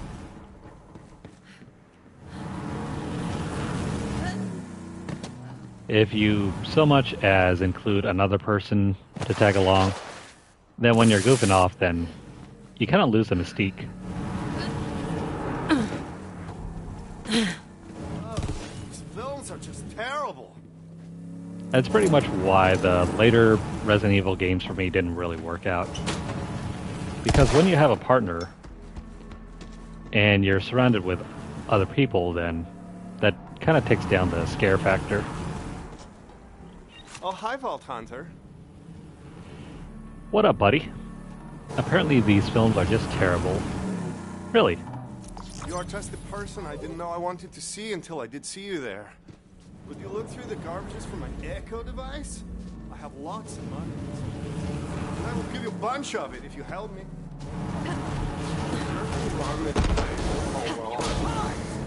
My echo because he didn't understand my cinematic vision. Even though it's a really great vision. But Roner prefers only these terrible movies. Toy person. Messing with Troy? I'm in. Oh, okay. I'm going in! So Buff is supposed to be a parody of this one guy named Tommy Wiseau. If you've never heard of him, good for you. Honestly, though, his movie, I think he ever made like one or two movies. Not that Saw good. that? But then that one movie starring James Franco about his life, that one was hilarious. Check that out if you have the chance to do so.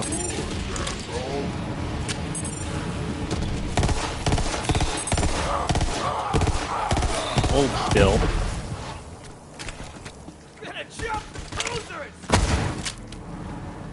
Yeah, I'll have to check out Shadow Hearts sometime then.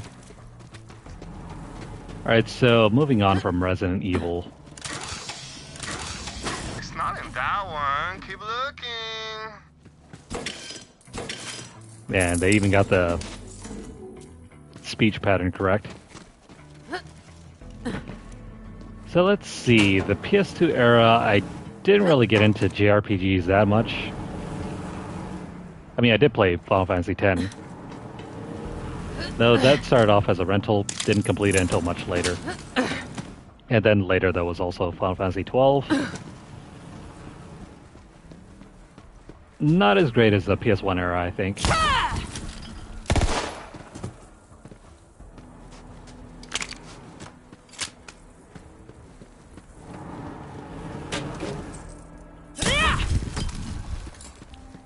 Perhaps your dad was only a fan of JRPGs and RPGs in general. And that's okay.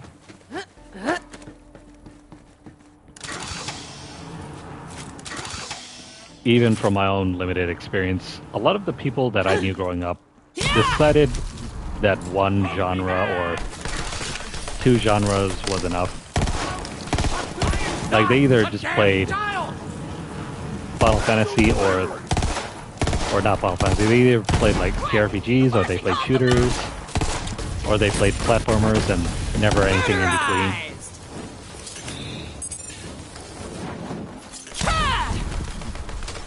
I'm definitely an outlier because I'll play pretty much anything except sports games.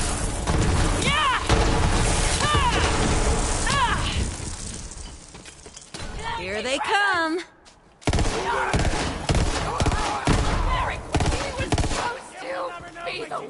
You know, I did play a little bit of Final Fantasy X-2. The gameplay is pretty good, but the actual storyline and everything was not necessary.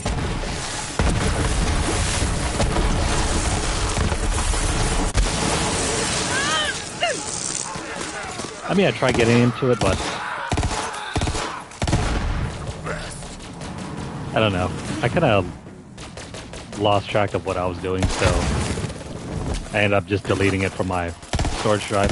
I'll have to go back and play it sometime later.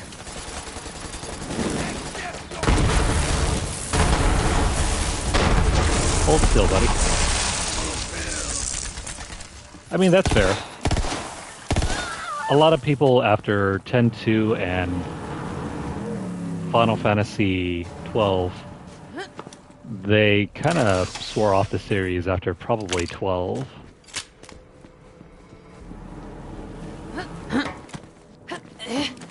Because a lot of what made Final Fantasy just wasn't really there anymore after 10. And that's mainly because the original creator left. After that, it had to find its own identity. That car's still roaming around outside over there. Let's see. Need to go ahead and claim this reward. There's another trophy for some other gun that I need to pick up soon. That way we can get the other trophy.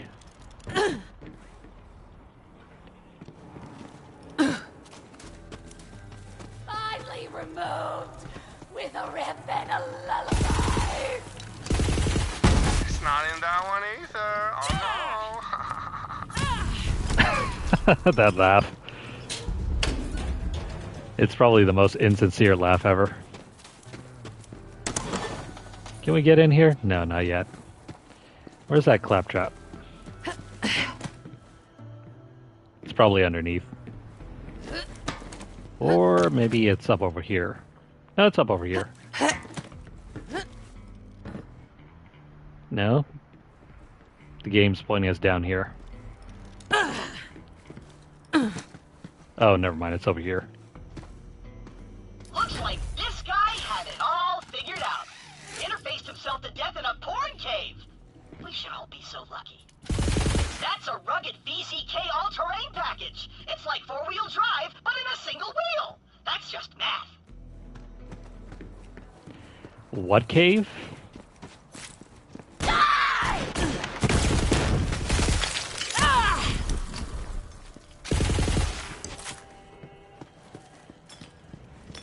Your head on a spike! Well, the trouble with Final Fantasy 15 wasn't necessarily the gameplay. It was the fact that it was supposed to be a different project that got Frankenstein into what it is.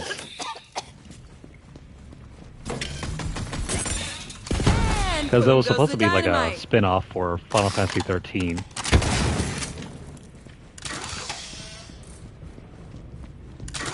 And then because they sunk so much time and budget into it, they just couldn't let it go. And so they made it into a mainstream title. Or a mainline title, I mean.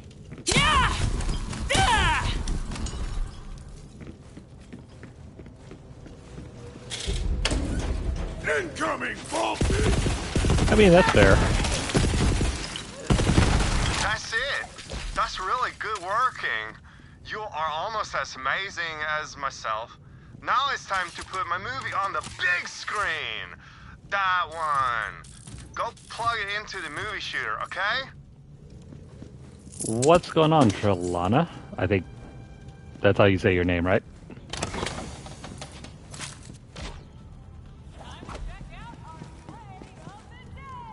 But yeah, that's a valid opinion. I mean, not everyone's gonna like the same game.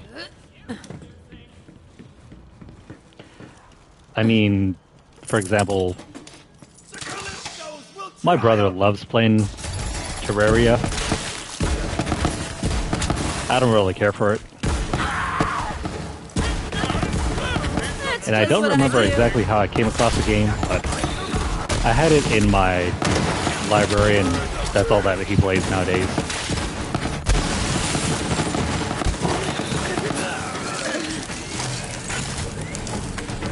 Cool. How's it going with you?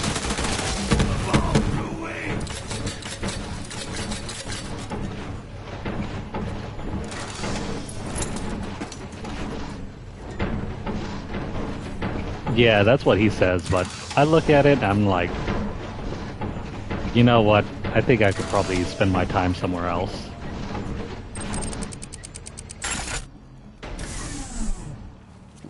That's not to say it's a bad game or anything. It just wasn't my thing.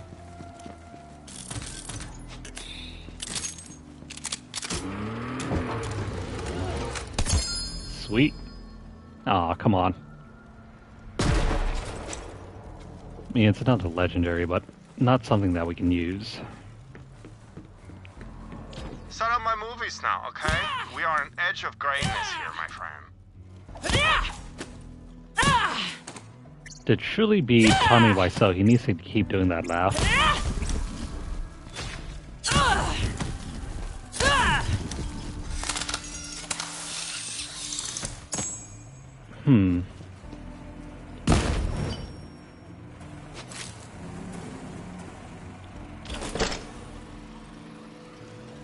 Maybe I'll have to give it a second shot or something. Oh no! This is terrible. The projector bulb broken now. You have to fix this thing, and I will give you more money bunches to do it too. They're messing with my projector! I'm gonna pull the bleeding looky balls out of whoever did this! Go track them down, you rebel! There are no bulbs in there? I'm thinking I saw that jerk Roner using bulbs for target shooting. Go do target shooting at him until he is dying. The gospel of the Calypsos will never be silenced!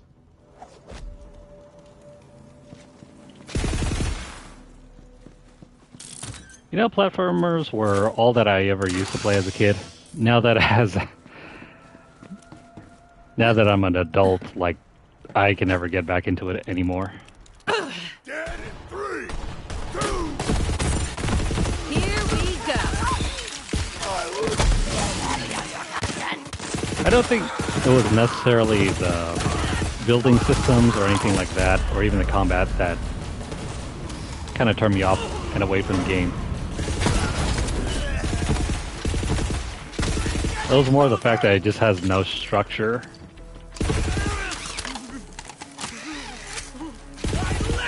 Another one. And that's also another reason why I don't really play Minecraft. Because it's so freeform, and the fact that you can literally do anything, it's also kind of like a restriction on me because I don't know what the hell I'm supposed to be doing.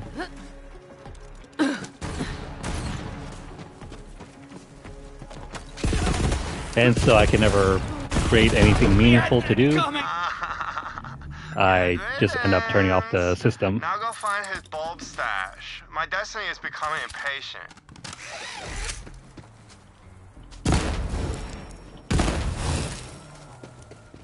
This shield is not great. I'll need to switch for another one. You know what to do. And if you don't, go replace that bulb.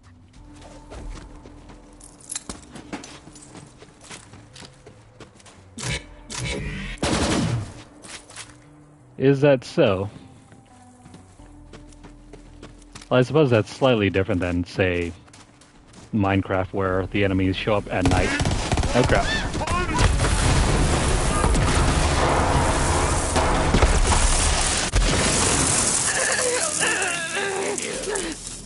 That hurts. Alright, I'm not pleased with the shield at all. Let me go ahead and switch this one out.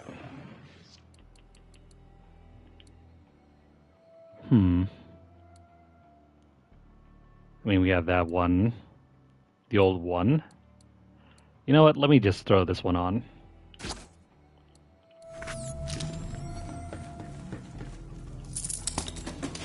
I think we'll probably get a better shield later, later on anyway. Yes! Bring to me my inevitable fame, Vault Hunter! I finally can be able to tell my parents I am famous film man. Action! Now come back for your bunches of money. You had me at bunches of money. I know it kind of sounds like bananas, but give me more money. Ah, crap, I gotta go over here.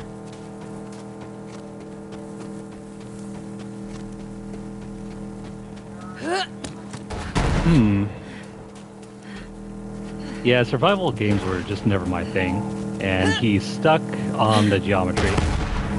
Great news, because give me this. Ah, crap. Come on, get back here. Ah, you son of a...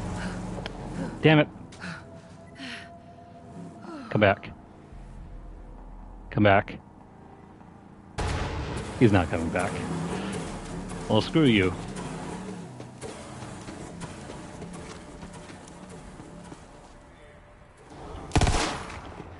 Come on. Get back here. Give me this.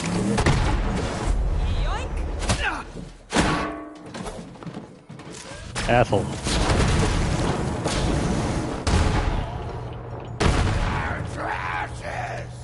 Okay, we didn't even need this car. Okay, moving on.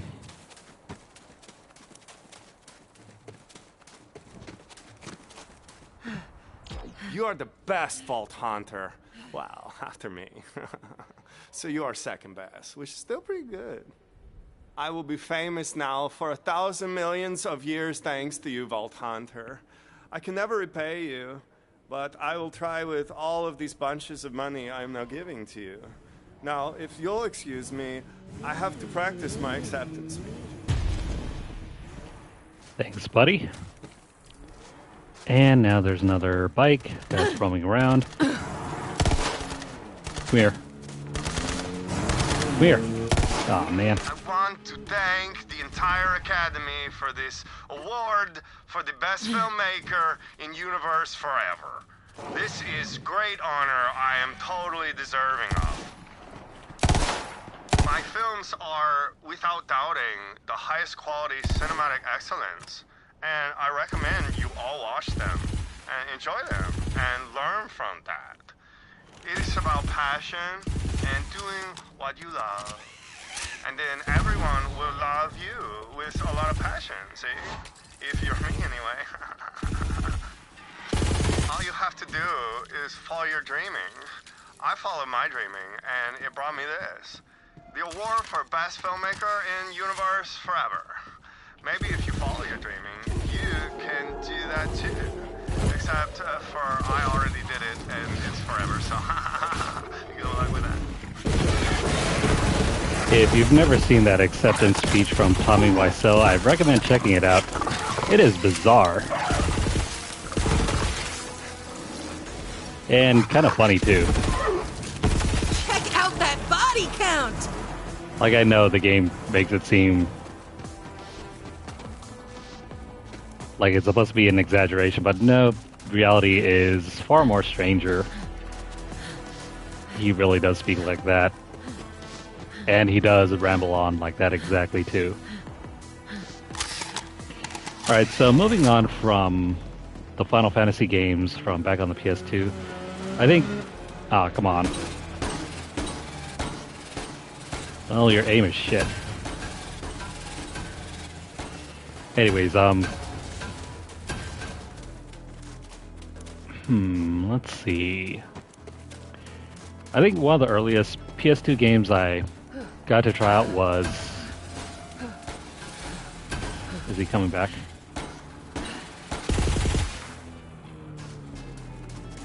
Yes. Hold there. Sorry, not sorry!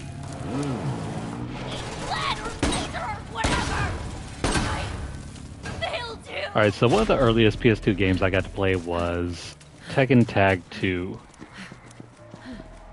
Actually, no, not Tekken Tag 2. It was just Tekken Tag.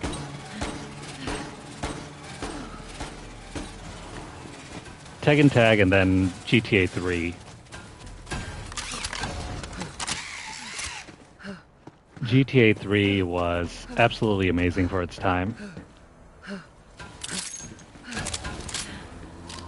And I know GTA 5 is now a household name, but it's hard to imagine that GTA 1 and 2 weren't really anything special.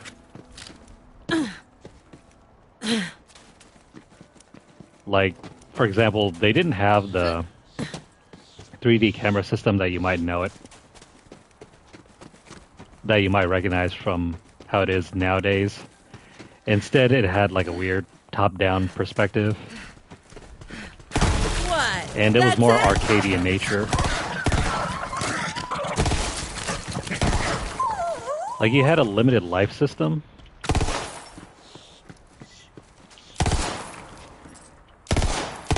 And if you die too many times, then guess what? Game over. What's down over here? Oh, great. We gotta come back here later. We gotta come back for that chest.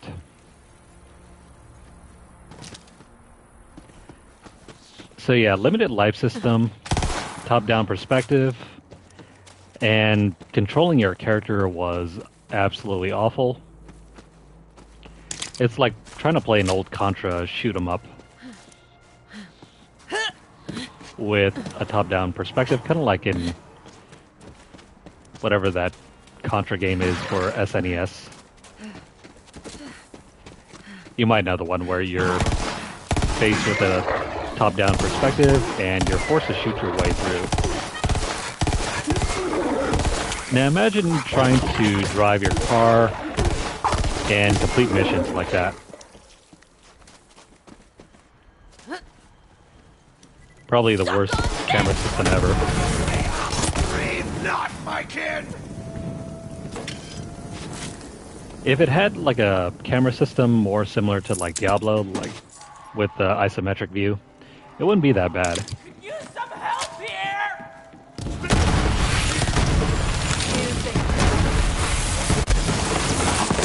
I think if it were to have that camera system, the first two games would be much more popular. Right?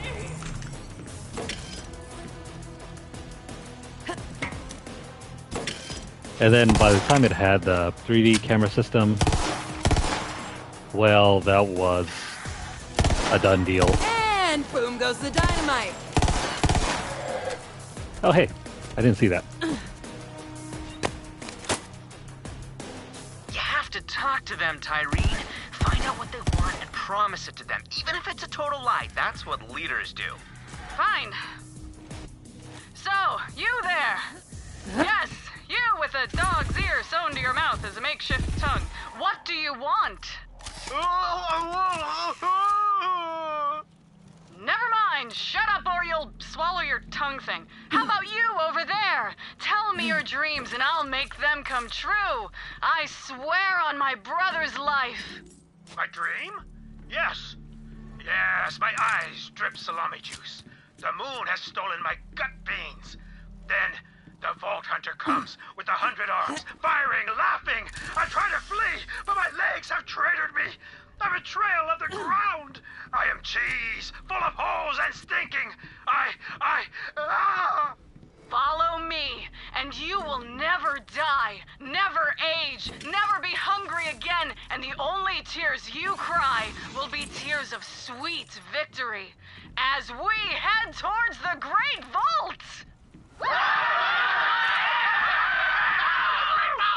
The Great Vault? Ah, that is some good shit, Ty. I can work with that. See, listening to these echo logs, it kind of makes it out, in my mind, that the main villain is not Tyreen, but Troy. But whoever was designing this game didn't really stick to that, so Tyreen still ends up as the main baddie, and Troy's still the sidekick. But if you pay attention to the echo logs, it's supposed to be the other way around.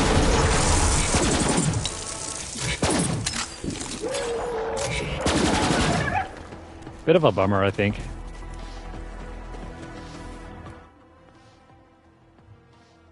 I need to go over here, and then here. And then we'll go grab these over here. That sounds good.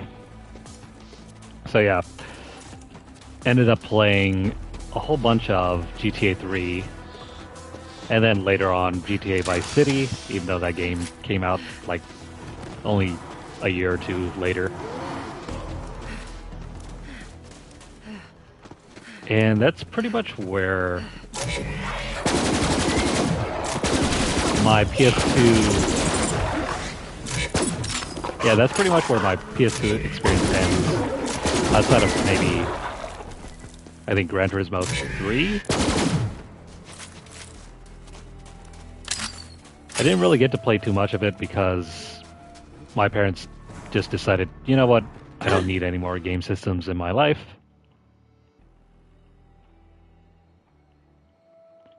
So, it wouldn't be until later on, once I got my PS3, that I actually got to play more PS2 games. I mean, I would still get to play a couple games from time to time on that system. Stuff like Tekken 5. I think I did try Devil May Cry. Didn't really care for it. What else?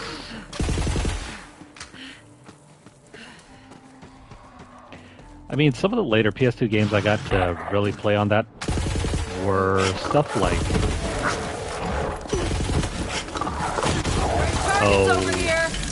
God of War, I think. God of War 2.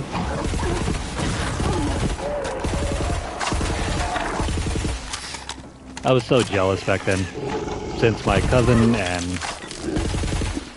some of my friends did have a PS2 system at the time. They got to play everything.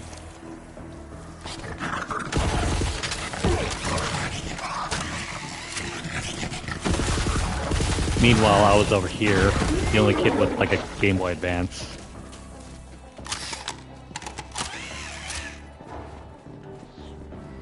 Yeah, it sounds like your dad's a huge collector of JRPGs. That's awesome.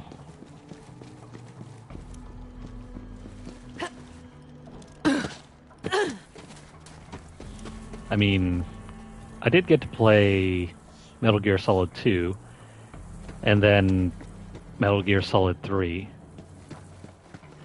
Also, pro tip, make sure, well, I don't know if this applies to any of your newer systems, but make sure to clean out the insides of your consoles from time to time, because if you live in an area that's prone to bug infestations, they can hide inside your game consoles. Yeah, I know that sounds awful. But it is a true thing because, well, at the time, I think my cousin had been living in a place that had roaches, right?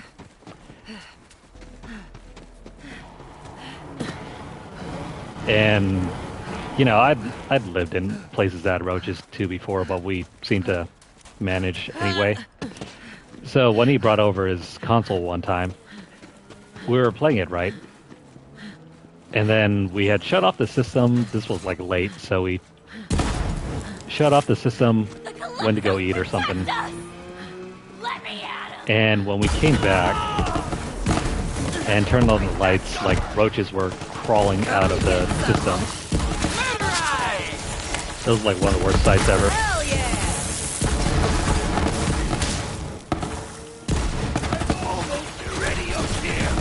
I mean, the easiest way is to take it apart, maybe use some, oh, I don't know, compressed air.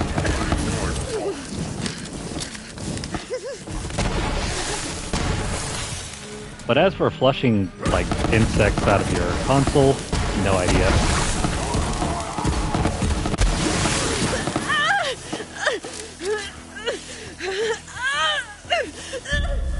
Crap.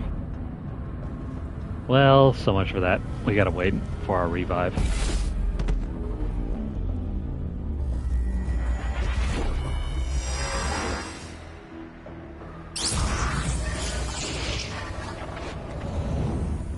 I mean, it's not that much more difficult than trying to take apart a PC.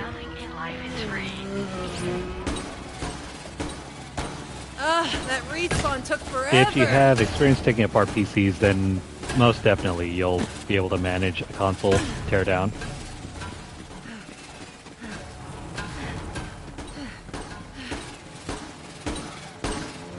Come here, buddy.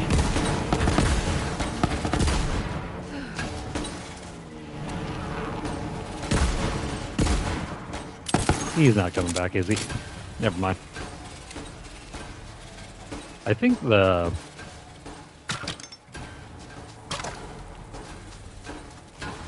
impact function is much better than trying to use the sticky function on this thing. Alright, so there's something over here that I didn't check out. Let me go back over here.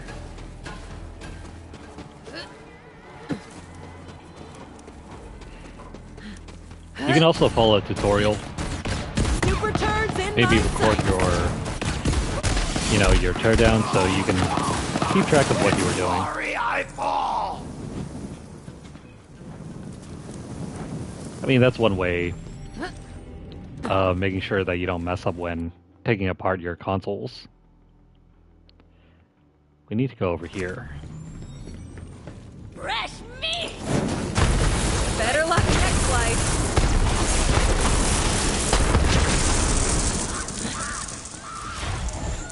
We'll let them drown in their misery.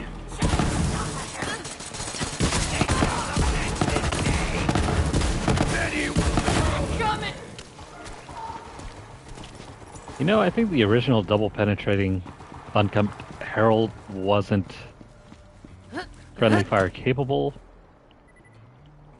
This one sure seems to be.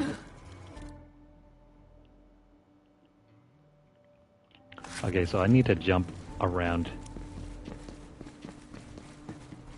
We were here before.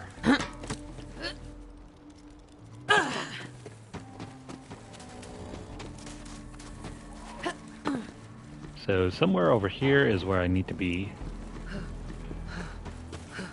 How do I get up there?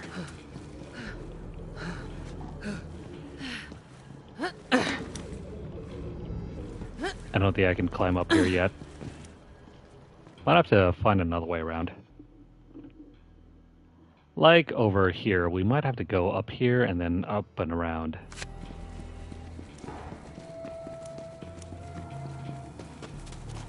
So yeah, MGS 1 and 2, 3, those are some awesome games.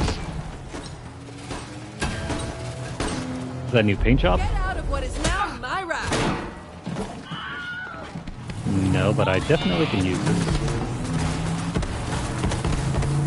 Gotta make this thing back in one piece. There it is.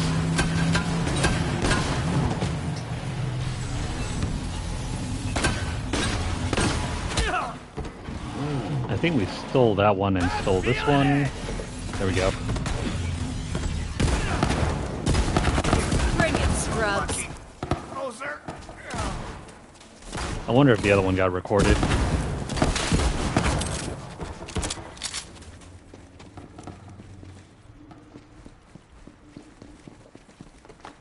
That place is not open yet. Okay, we'll go up and around over here. I really need to go back and play MGS 3. I think that one's probably the second best game in the series. What's over here? We need your help, girl! Hey, Vault Hunter! Need your help! Oh hey, look, it's the return of Tina and Brick.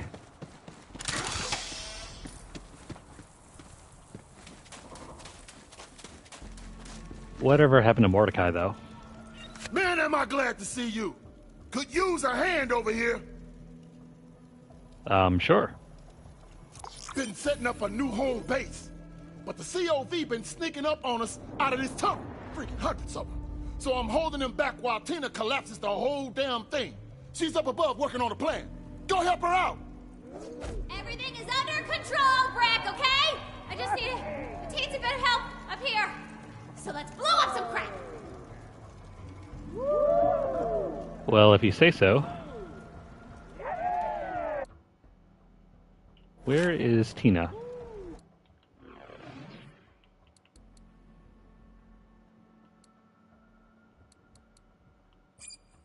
Wait, Boomtown. Weren't we already in Boomtown? Or, no, never mind. Boomtown is from Minecraft Story Mode. This is a completely different thing. Also, what's down over here?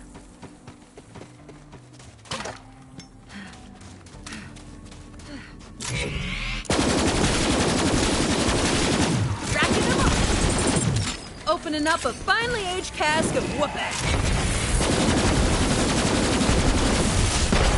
So let's see. God of War 1 and 2 were some of my all-time favorites.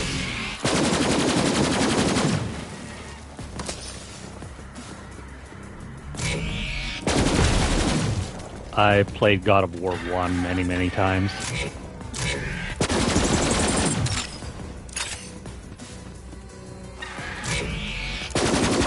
God of War 2, I think, is slightly better. In terms of gameplay, anyway. The story is not as great as God of War 1.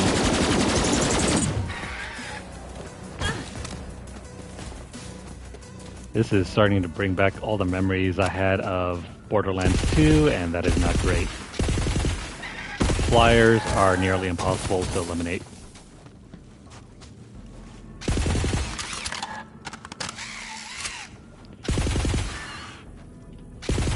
It wasn't so bad in Borderlands 1, though. But in Borderlands 2, flyers are terrible.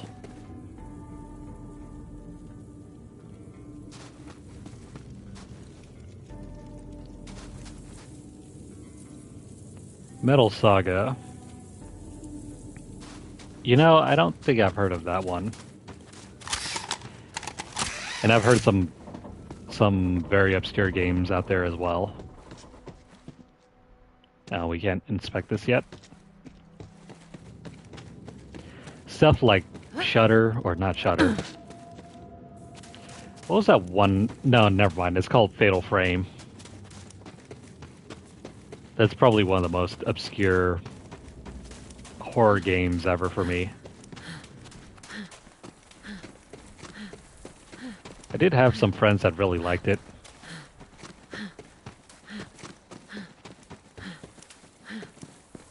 I'm not usually a fan of supernatural horror, so that wasn't my cup of tea.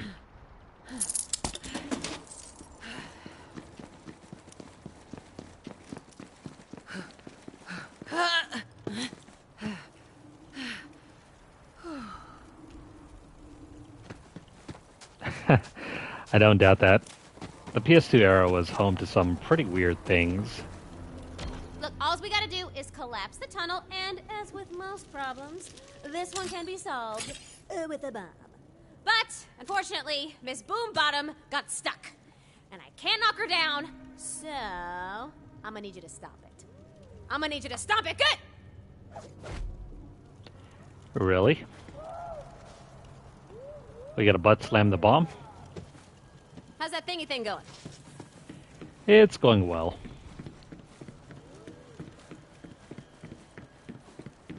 Alright. And away it goes! Okay, wait for it. I said wait for it. I'm waiting. Okay, crap. Gonna have to do this the hard way. Shorty, you're gonna have to scurry on down into the tunnel and shoot her till she booms, okay? Doesn't that mean we're gonna have to open up the tunnel? It's full of COV! I know what I'm doing, just do it! Besides, we can waste a few COV. That's no problem. We got this. No prob, she says.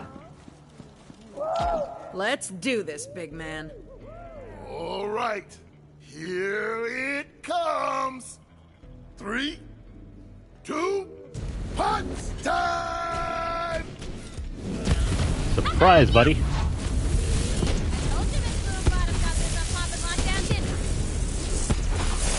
Yeah, you wasted those COV like a true badass. Hey, guys. The base has been under attack while you were messing around with that tunnel. Thought I could hold them off, but they're gaining ground. Get back here! As a great machine once said, boom time! La la la la la la la, not listening to you. La la la la la la, boom town, boom town, boom town. You two are so cute when you fight. Now let's go save Boomtown. Rick and Mordecai are basically Tina's adoptive parents.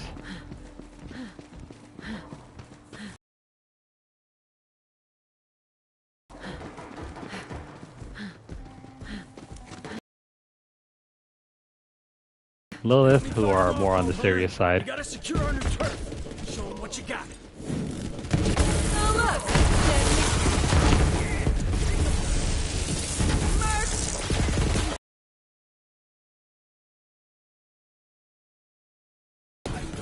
Borderlands much better than Lilith does.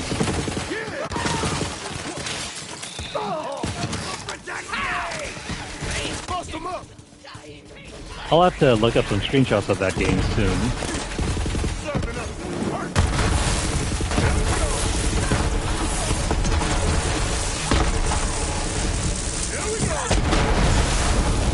The heck was that thing?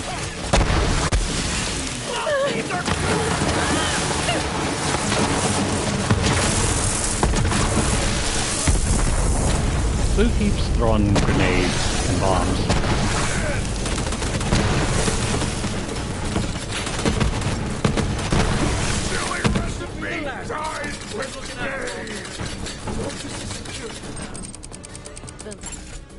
Boomtown. Another successful mission, thanks to my magnificotacular bombing prowess. You're welcome, everybody. We smashed them good, Vault Hunter. And took back Boomtown. Hell yeah! Hell yeah! Hell yeah! Morty, quit copying me! What? I thought we were like doing a thing there, man. We weren't. Yeah, Morty, we weren't. Ah, we're just kidding. You're alright, Birdman. Hey, why doesn't Brick get a side mission here? Let's go ahead and pick up their side quests. Got a favor to ask. Mordecai wants you to attend a little girl's birthday party. You'll be the guest of honor. How cute. Hey, Vault Hunter, you mind coming to a birthday party with me? Kid's name is Grace. Flips her shit over Vault Hunters, so I figure you and me showing up will blow her friggin' little mind. Grab some of those flowers that grow up on the mesa on the way, then meet me at the party. I think I Says know we what eyes party Jack, he's talking I've been about. Thinking about the Crimson Raiders and Vault Hunters like us. I mean, we're sort of the only thing keeping this planet together, you know? If you say so. Alright, you ready for this, girl? Hey, yo, Tina's sexy exy won't give her back her pet, Enrique the Fourth? Who's her ex? Alright, you ready for this, girl? Okay, so I needed someone to watch my fuzzy shanks, little hottie boy, Enrique the Fourth. And I thought I could trust my bestie pet Skag with my sexy exy Shiga, but now she won't give him back. But it's okay. I think she's just having some, some sad times right now. Because, I broke up with her ass. But now she's holding my Enrique like a cuddle hostage. So here, take these happy little heart decorations and we're gonna go get my Skag back. Wait, what the heck is this thing? Looks like a Valentine. I'll deliver it. Okay, great. Now get you over to Casa de Shiga. And then we're gonna brighten her day. Metaphorically, though. Not like with a bomb. Trying to solve this one with smiles for a change, Character growth, bitch! I mean, bombs bring a smile to my face. Yo, for reals, though? I got to get my Enrique back. I'll kill the whole world for that sweet little monster boy. And I promised myself I would not lose another. Don't cry, Tina! See, Enrique, too. He got eaten by a bigger Skag, which, sucked. And then Enrique the Three died at the farmer's market. Don't want to talk about that, but, safe to say I can't go back to the farmer's market anymore. Wait, hang on. Is this supposed to be... No, that thing's not alive. But it is supposed to be like a monument to Morty's bird.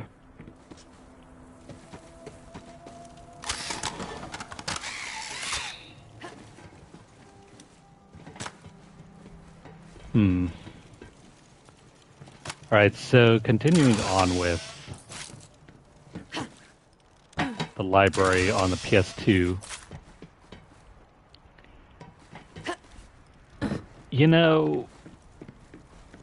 The only other games I can think of that I really played extensively there were GTA San Andreas. And if you've been following the channel, you'll know that we've been trying to complete that one as well.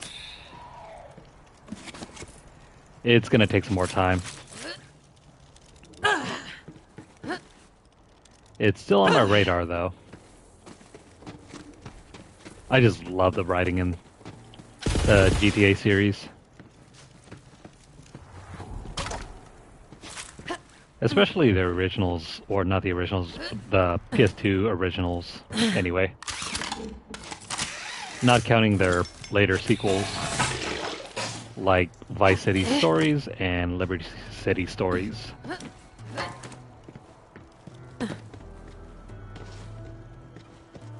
I know those were released for PSP and then later re-released for console.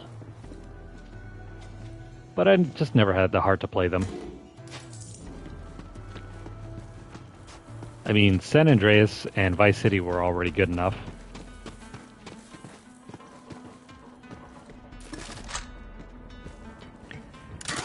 And then there was Shadow of the Colossus. That's one I've been meaning to finish as well.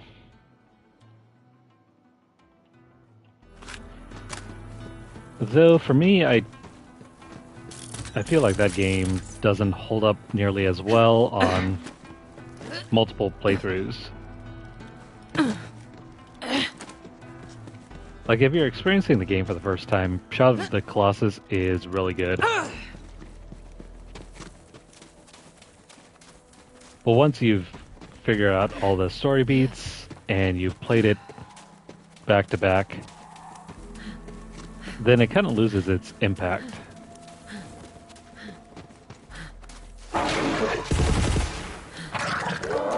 Did we just kill that thing in one blow? Pretty much. Or never mind. It just glitched out.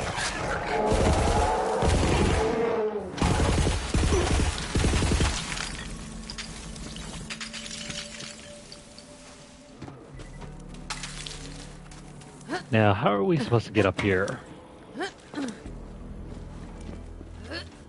Oh, there it is.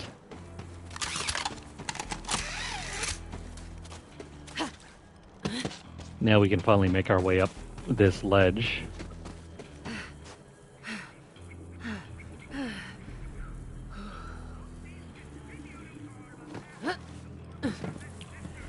Right, the Castlevania series.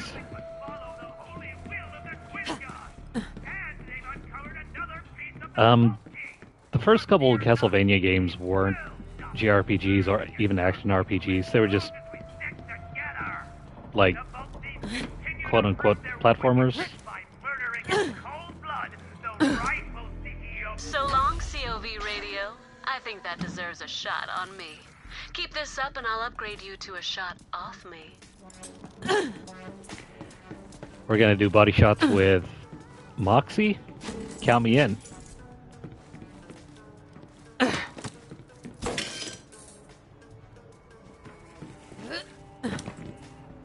Yeah, so that reminds me of Castlevania Symphony of the Night. I think I played a few hours of it. Wasn't really my thing, though, at the time.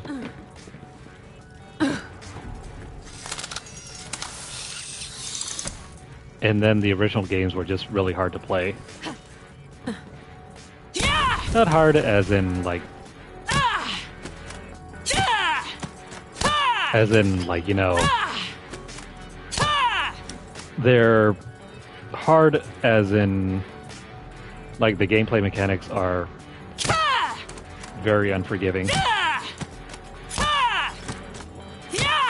They're almost kind of like Dark Souls games in a way, before Dark Souls was ever a thing.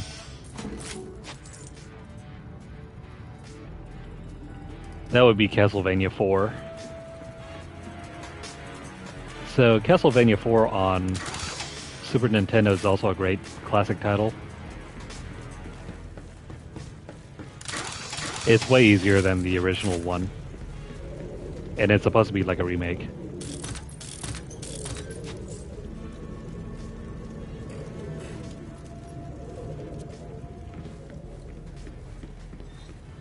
That's the beauty of having previous experience.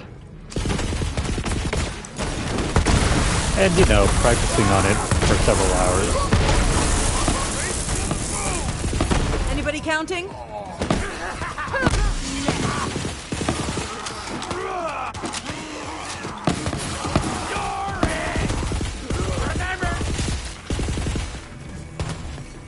Yeah, the earlier ones are unforgiving as hell.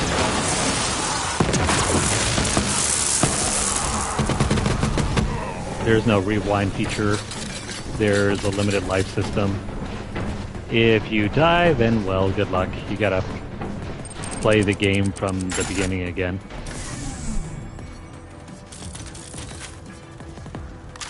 So you either had to know your stuff or you didn't.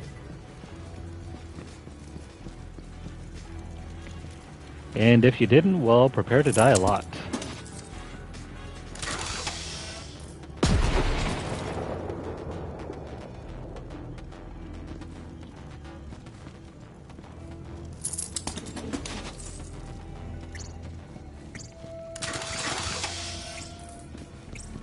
sounds like a parry system or just frame system,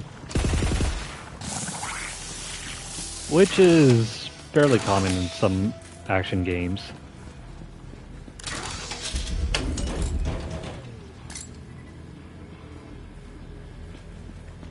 It might be just a timing thing.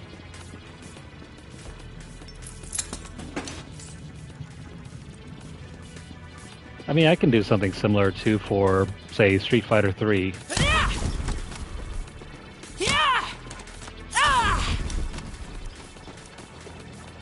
Alright, I guess we're done over here. Let's head out.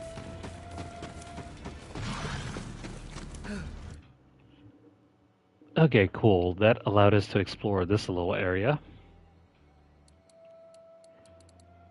And we still have a bunch of crap to do left. Are we looking on time? Well, I guess we'll go all the way until 1 a.m. and then I think I'll call it a night by that point.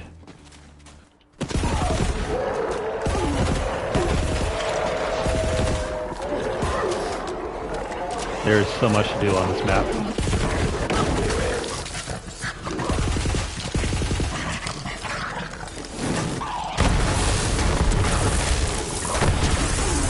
But if ever there was a game where you truly wanted to get your money's worth, this is the game for you.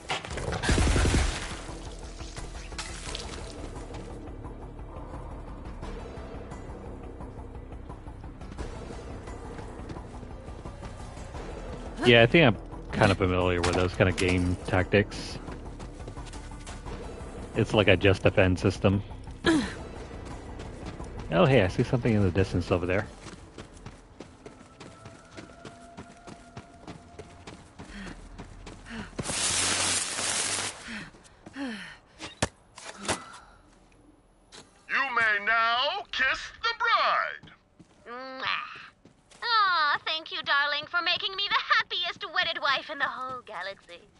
That's just a mop in a tuxedo! We can see it! We can all see it! Shut up, Jeremy! You're ruining my special day! Had I seen your name on the registry, my man, we'd have killed you to spring for the stand mixer! It has like 30 attachments! I'm getting into baking! That's it! I'm out of here! I can't believe I skipped my pirate gang's cannibal barbecue for this! Tina, are all your exes violent psychopaths? No, just the ones I invited. Lock the doors, Morty! It's time to throw the bouquet. A bomb.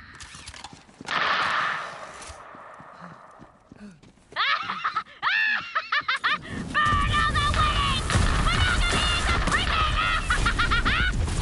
Damn! I was really hoping for that stand mixer. You know, I hope when they release the movie, they capture the utter chaos that is Tina. She is so unhinged in this game. And especially Borderlands 2. And why is it that we haven't seen any info from Torg? I don't remember if Torg was part of this game or not.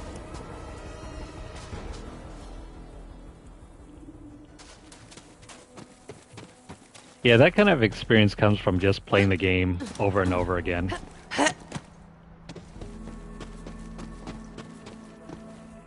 You must have spent quite some time with it.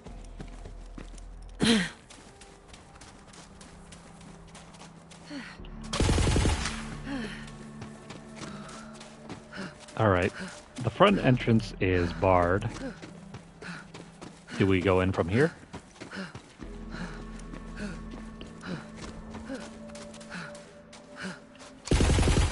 Who's this guy over here? Take that.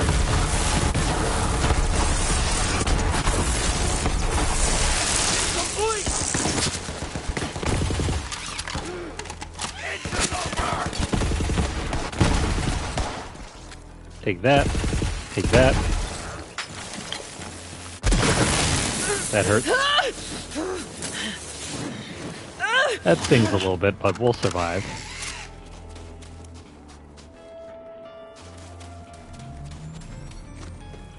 Back to the Cineplex.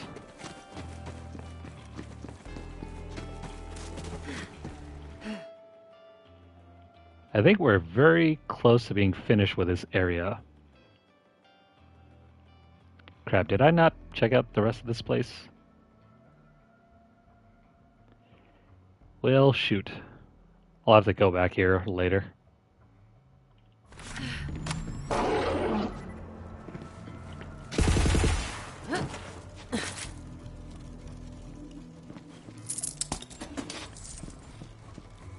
Probably hours upon hours. Because I used to be the same way when it came to other games like God of War 1 and 2. I learned the system so much that I was actually able to beat it on the hardest difficulty.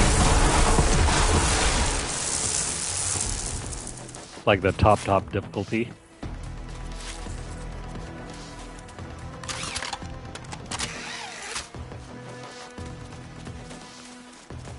Actually, you know, come to think of it,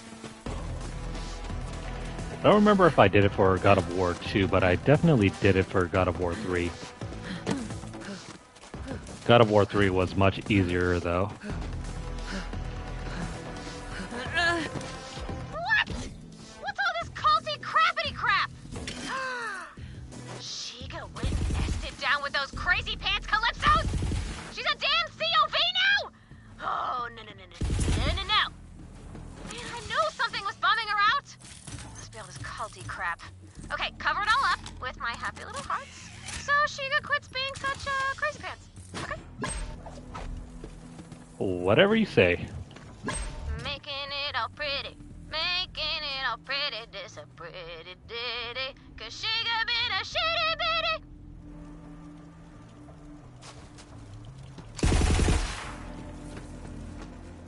Yoo-hoo, delivery.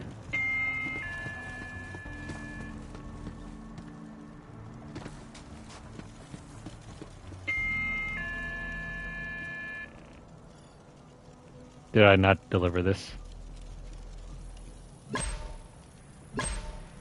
Oh, never mind. I gotta place all these decorations.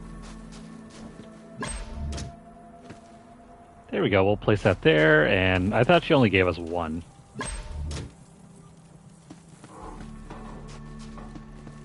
Well, it's not my place to question this, so... Now go ahead and ring the bell, and let's see if these hearts make Shiga happy again. Get lost, vault thieves! I ain't in the sacrificing mood, and take your stupid arts with ya! Dude, just give us Tina's skag and we'll leave you alone. Alright, sacrifice it is! Sick 'em, hounds! Shiga, just give me back my Enrique Sweetie Buns, and I'll call off the ruthless exterior decorator, okay? Every skag you've ever owned is dead! Enrique's better off with me! Oh, she did not just... Okay, we were trying to do this a nice way, but now this bitch gon' get it. She's gon' get it! Wait, what are we doing? Yo! I wanna stand back. Boom!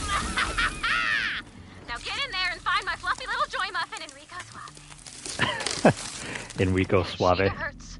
One sweet little scale on my sweet little boy's sweet little skag butt. I'm gonna rip her face, and I'll put her face down her own throat, and I'm gonna take that, I'm gonna put it in a bomb, I'm gonna set it in his face! This girl needs help. Setting down the bomb, that is. So where's Rico? Or Enrique? That's one of Shiga's evil skags. Kill it! Well, that's one down.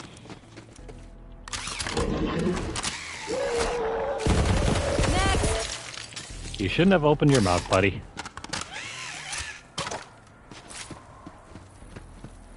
Those skags are bad to the skelly. It runs deep. Trying to remember here, what other games have I played? On the PS2 era, anyway. Oh my god! My sweet teeny tiny! Isn't he just the cutest? I love his little face! So go grab some skaggy trees for my little guy, okay? In case you're wondering, the original Enrique was from Borderlands 2. Or was it? No, never mind. It was 2. It was 2.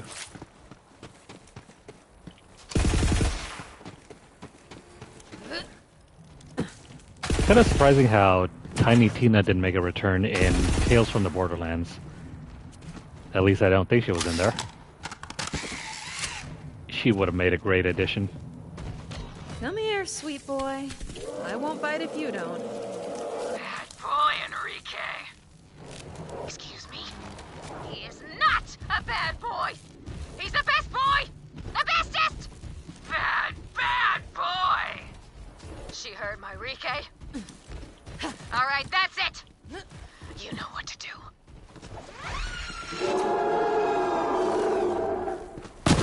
Oh, you want to feed skags, huh?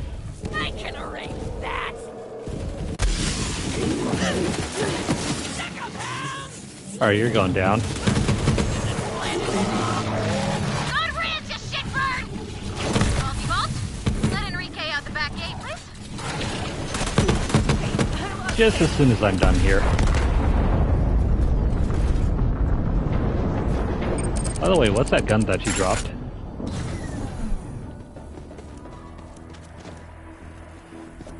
This one's kind of unique, even though it's not, I guess, legendary.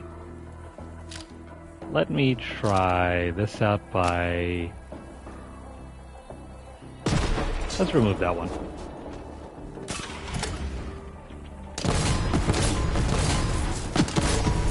This one's unique. I'll have to play around with it some more.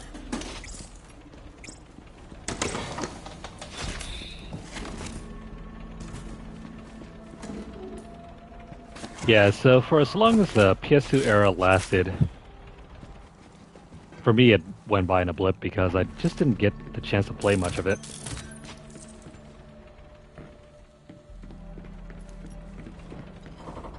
Unlike the PS3 era where it lasted forever for me.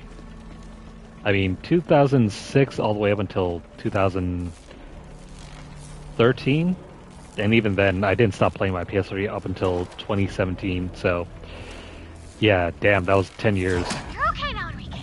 Come on home to Mama. Come to Mama.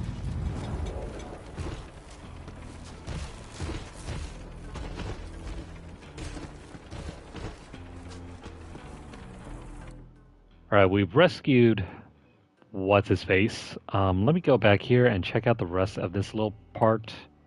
We can also turn in the quest as well.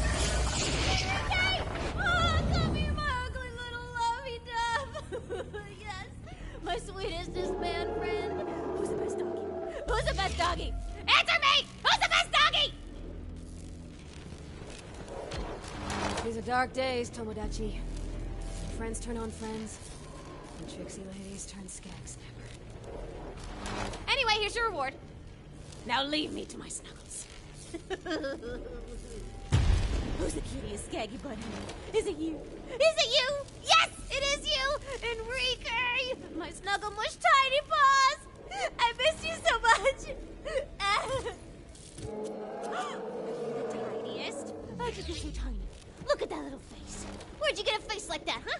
Did you cut it off a cuter skag and steal the cute? Did you steal the cute out of his very soul? Huh? Huh? Did you eat all the cutie pies until you turned into the cutiest of cutie pies? Oh, I bet you did. I bet you did, you little fatty.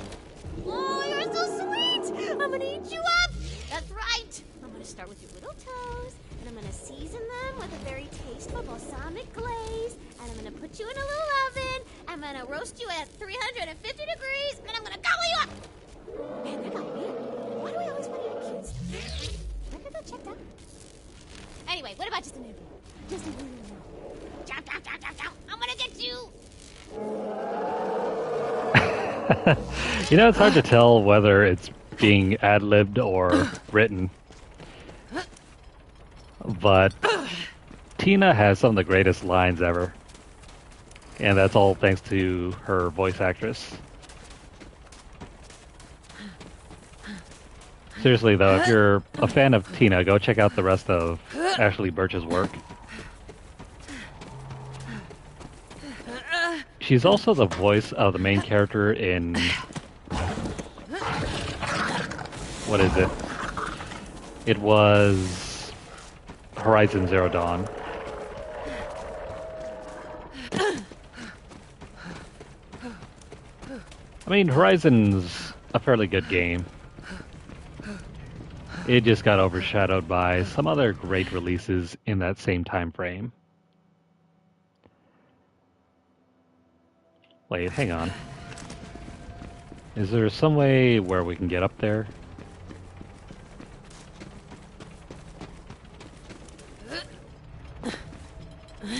This isn't where I want to be. This is where I want to be, but how do I get up there? And am I in the wrong spot? Yeah, I am.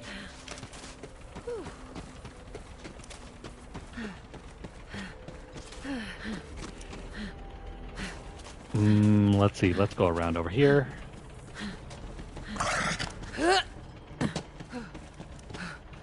This is like the second time that I ran to the wrong area. Ooh, check out them zip wheels. Go ahead and pick up that ride. Cool. It's right above us, so let's do that.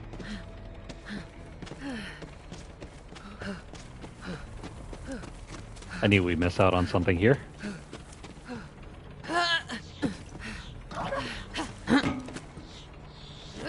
So jump up here, jump up there, and then jump up here.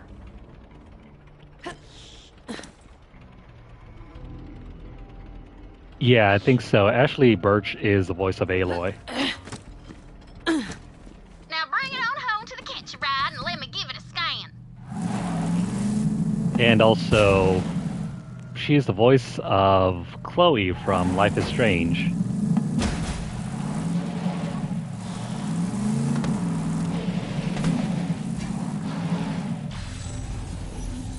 Them zip wheels are the tits for drifting, and now we can get you rolling on those bad boys whenever you want, VH.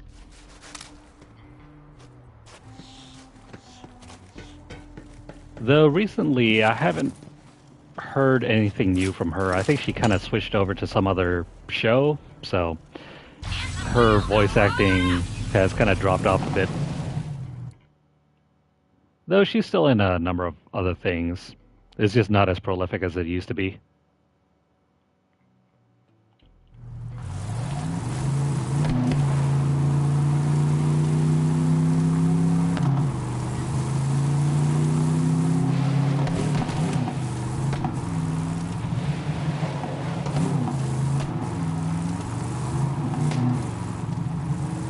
I mean, she was also in Minecraft Story Mode as well, but that was like a minor role.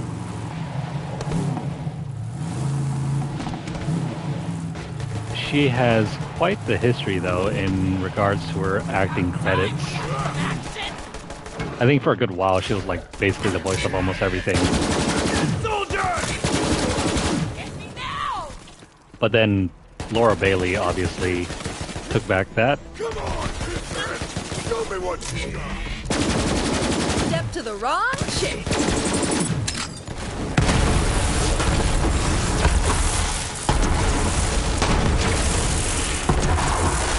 Alright, I think this is the last... Oh hey, did something drop there? No, never mind. This spot! This spot right here! This is where I started my midlife crisis! I'm on stud packing. I take to the markets and dance with the bully mong on the fast. And let me tell you, those mong have got moves. Cool. By the time I came to Pandora and was summarily stranded here, Typhon de Leon had already left. Oh, if only our paths had crossed. While I while away the hours thinking of what could have been, enjoy your loot cache, Vault Hunter. More mail? Who's even delivering this stuff? I ain't never even seen a post office on Pandora. Mine? That's mine. It's for me. The mail's mine. Has my name on it, so it's mine. What the hell? Tina, why we got a small mountain of RSVPs to your wedding? First off, you definitely ain't getting married. And second, where's my invitation? Of course I'm not getting married, you dumbo. I'm sorry I said Delma. I love you. That's on me. But it's a con, burly girly. Everyone knows weddings are just a cash cow. I sent invitations to all my exes, knowing they ain't gonna come. But they're gonna feel so bad that they're gonna send prezos and moolah. We're gonna be rich, baby. Tina, these all say attending. Ah, crap titties.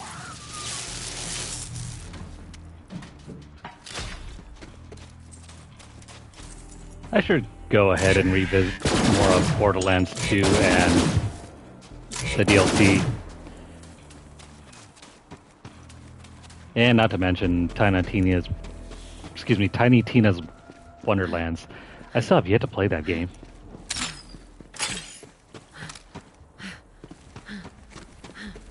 Well, I mean, I did play it, but I just didn't really take the time to get into the later portions of it.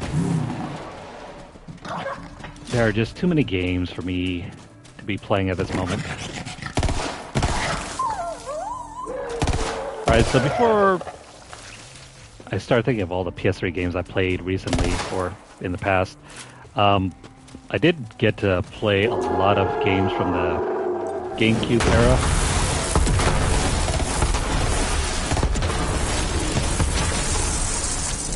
I mean, not all of them, but the ones that mattered, like Resident Evil 4. And boom goes the dynamite. Let's see, Resident Evil 4 was one.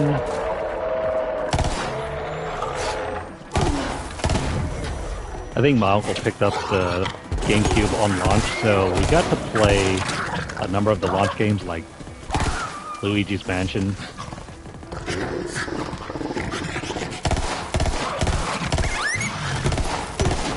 Sorry, pups. Luigi's Mansion. What was it? It was that one Star Wars game.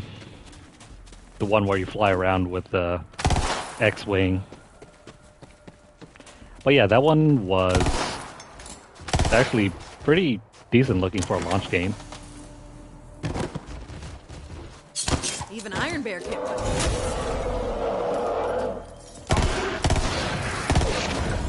Oh, nice. Elemental Skag.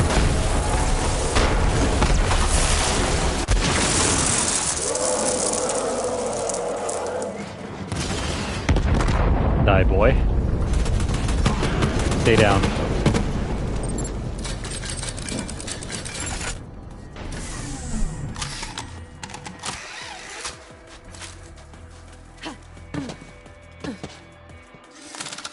I never did get to play some of the other games like Animal Crossing. Although I think if I asked my friend, I definitely could have gotten that on loan. But he was the one that introduced me to... What was it? Oh, Harvest Moon. He ended up introducing me to Harvest Moon and some other stuff. My uncle loved Resident Evil. On GameCube anyway. So we got to play the remake, got to play Resident Evil 0,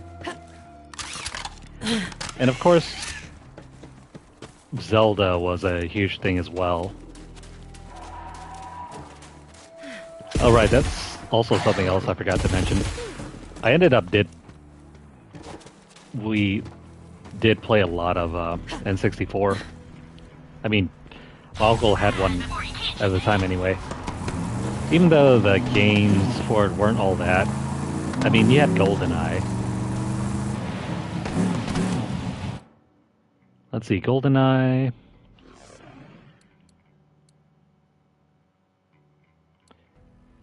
There you go, pick up these flowers. GoldenEye was one. Turok. Ocarina of Time. Didn't actually play Mario Party until the 4th game, strangely enough. Mario Kart definitely. And then there was another weird racing game called Extreme G. So, Ocarina of Time was 1, and then there was also Majora's Mask. I did not get very far in Majora's Mask at the time of release. I think it was just too complicated for me as like a 10-year-old. Actually, no. I don't think I was even 10 yet at that point. That was like 2000, so I would have been 9 at that point.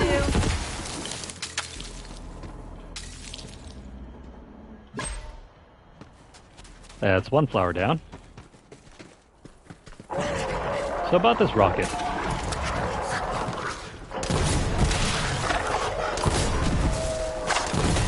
I mean, it's okay. The fire rate's kind of slow, and the power isn't all that. I mean, it's original.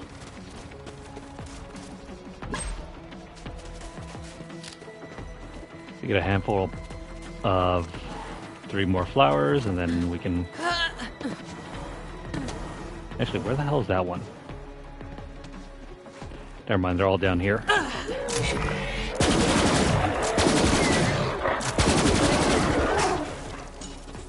See you later, buddies. Before I left Pandora, I was teaching Grace how to shoot, how to track, how to hunt. Figured it couldn't hurt to start training the next generation of vault hunters. Kid's got badass in her genes, man.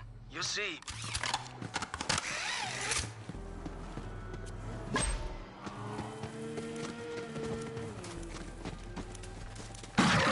You know, of all the vault hunters from the first game, I think Mordecai gets the least development.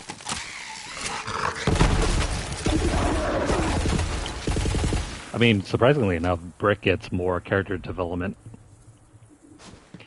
And to a lesser extent, Roland. Nice! You got the flowers! I'm almost at the party. Thought I'd get there early and shoot some racks with Grace.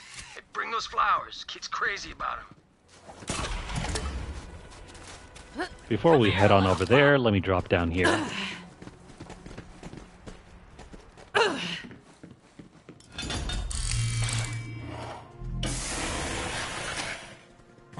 Lame. Well, there's nothing down here.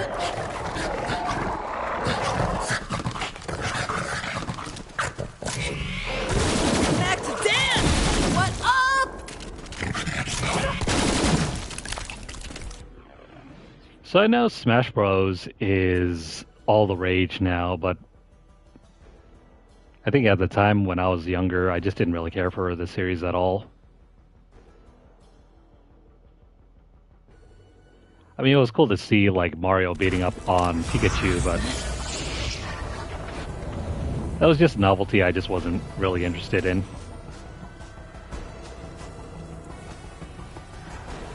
Where the heck is... No, I went to the wrong one. Oh, you know what? I can make this work.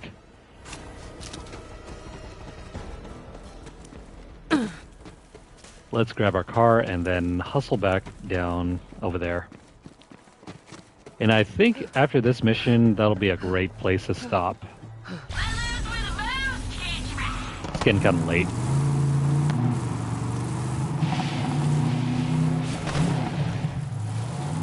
Where the heck is the road?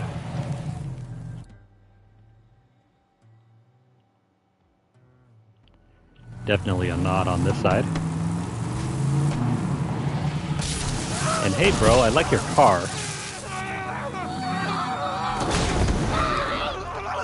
You mind just stopping for me? Never mind. I already have the skin.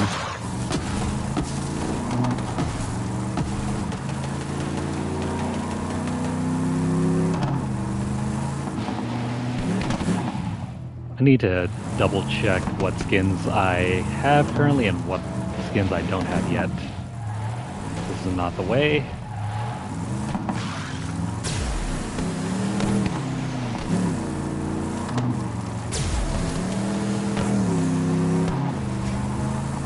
If you think the maps are terrible here, you haven't seen Borderlands 2's map.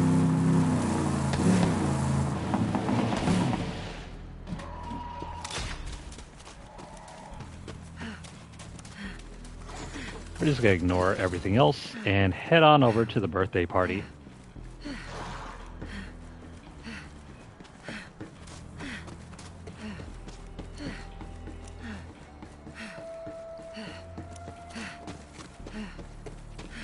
So where's the birthday girl? Damn, I didn't know. Grace died while I was off on Eden 6. Varkit's got her. I hate this planet sometimes. Just give her the flowers, okay?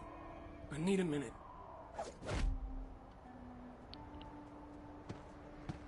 Rest in peace, Grace.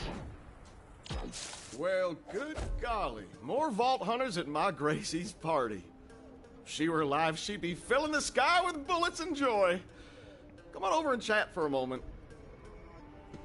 Yes, Gracie's death took Mordecai by surprise, but I keep telling him this ain't a day for mourning. That's not what Grace would have wanted. Gracie, well, the Varkins took her from me. It mean a lot to my girl that you're here. Let's start the party. Now, we've got all of Gracie's favorite games to play. Tell you what, I procured a fine Jacobs pistol. It was for Gracie, but if anyone can beat her records, it's yours. Otherwise, I'll be burying that pistol alongside my little gunslinger. Come on, y'all. Let's eat some damn cake. How's a cake eating contest strike your fancy, Vault Hunter? Cake strikes my fancy just fine. Woohoo! My girl could put down cake like she had a tapeworm. Last year, she scarfed down 11 whole slices. Betting even you can't do more than that, Vault Hunter. Let's see. 11 pieces. Let's try to find them all. That's 3. Watch out, Gracie. Looks like someone's coming for your title. Well, look at the Vault Hunter go. You really trying to break my dead little girl's record? That's brave of you. Stop eating the cake. Just let Hersham have this. I feel terrible now. Bet you're getting full, ain't you, Vault Hunter? Better watch out. All that cake will make you sick. But I think that's the point.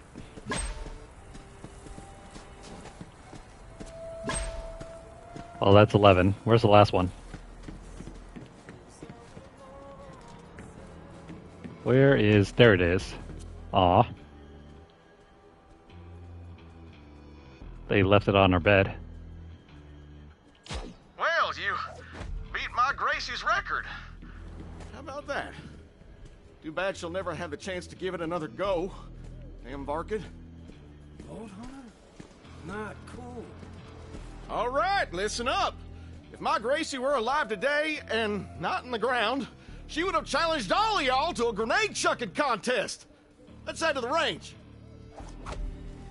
Grace had the best arm in Wandering Sands. Her record's a big old 50 points. Good luck beating that, Vault Hunter. Let's see, 50 points, right?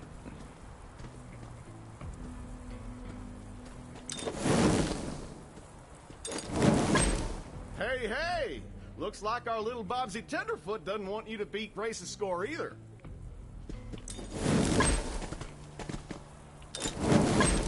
Wow, you got guts for days, Vault Hunter. Waltzing into a little dead girl's birthday party and going after a record. Then again, Grace never backed down from a challenge. Guts for days. I picked the wrong decade to quit drinking. I know this is supposed to be sad, but we're raining on this guy's parade. Yeah, well, I guess you gotta be handy with a grenade to survive these tumultuous times, huh, Vault Hunter? If I taught Grace to throw like you, maybe she'd still be here. Now to the shooting range! My girl's record on the shooting range is unbreakable. She was proud. Maybe too proud. Maybe that's why she thought she could go to the mesa all by her lonesome hunting Varkids instead of listening to her father. Well, let the games begin. I am a terrible person. She was good. Real good. Would have been even better than me in a few years. I hate this planet sometimes. Let's break the record. You know what? I'm gonna join in on this one. See how you handle a little competition.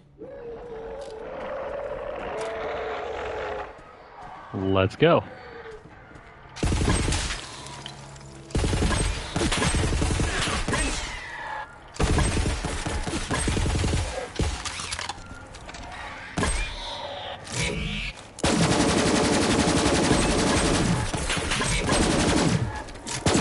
Come on, I gotta break this record. Taking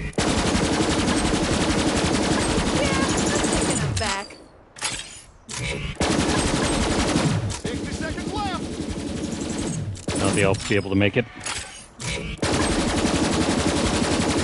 We can't shoot fast enough. Not to mention, this gun's probably not suited for it. Woo, y'all keep it up. You're gonna wipe Grace's record. You know what? Off the ball. Let me switch out guns. Where's my... Well, it's either this one or... Where's the other one?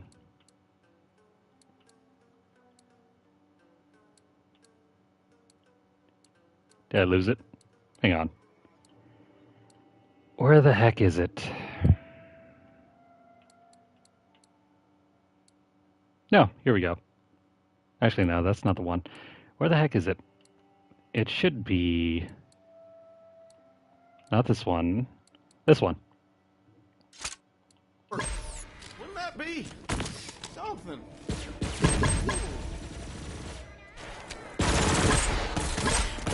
30 seconds. Okay, we'll get this done. I'm on a freaking roll! Just got 7 more. 10. Come on. 5, 4, 3, 2, 1. There we go, got it.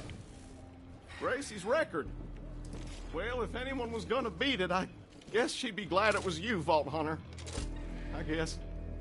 Well, all that's left is the damn pinata. Might as well take a whack at it. Lead the way. Well, all that's left is the damn pinata. Might as well take a whack at it. You think you're all big and bad coming in here and beating my little girl's record? Well, damned if that ain't what my Gracie would have done. But I ain't Gracie, and I didn't want her to be a Vault Hunter. Party's over. Pistol's all yours. Hope it comes in handy out there in the mesa. Those varkets are hungry. I'm gonna find a nice perch somewhere and kill every varkit I see. I hate this planet sometimes.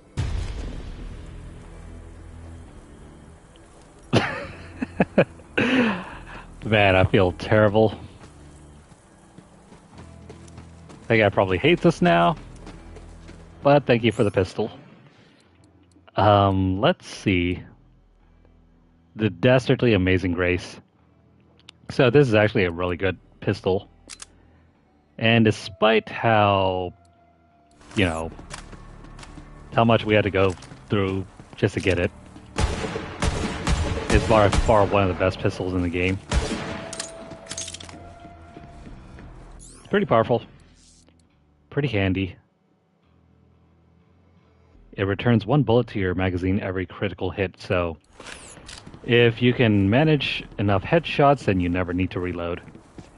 It's very similar to the Queen's Call and the King's Call for that matter. Don't know what those guns are? Well, we'll be picking them up after we beat the game. And on that note, I think we can sign off for tonight. Let's go ahead and head back to Sanctuary to clean up, and then, yeah. We're going to call it a night.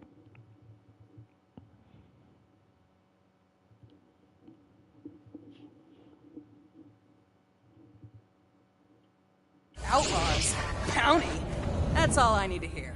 Count me in. Let's see, I have a bunch of junk that I need to get rid of.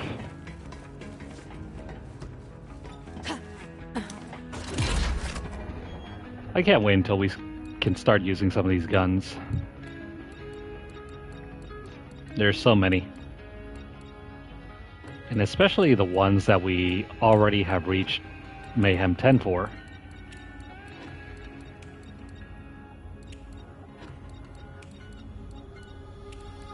Let's see. Let's rearrange these by, instead of type, how about score? Yeah, Mayhem 10 guns already. Oh shoot, there are a bunch of Mayhem 6 guns here. I wonder if I have everything else still on our original character. Or maybe it's just mixed around. Anyways, we'll try and cap out our rank and then pick up some of those guns. Now, what can I put away here?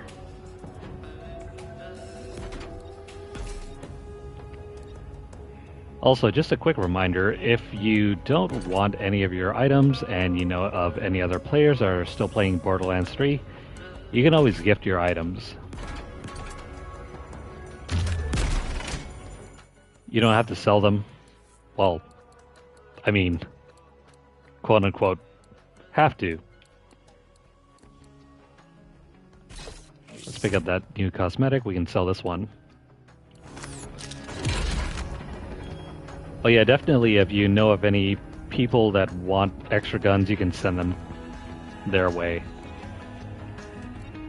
So that's pretty handy. You don't even have to be in person to trade.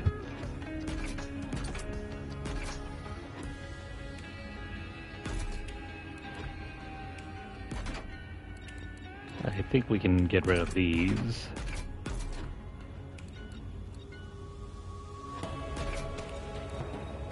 And this is the weaker version, so we'll get rid of that one, and I don't really like this one either. Our current setup is fine. Let's go ahead and sell the rest of these.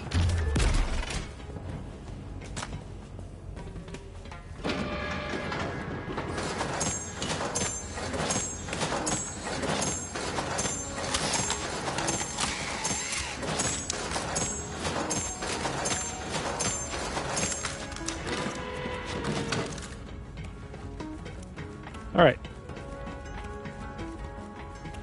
That is probably going to cover this session. Vault Hunter! Go ahead and sell these off. Except right here.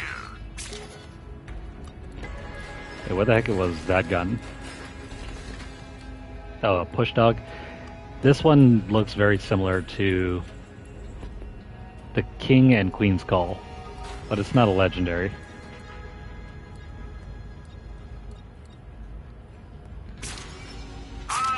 You're a terrible negotiator. These other guns can be sold.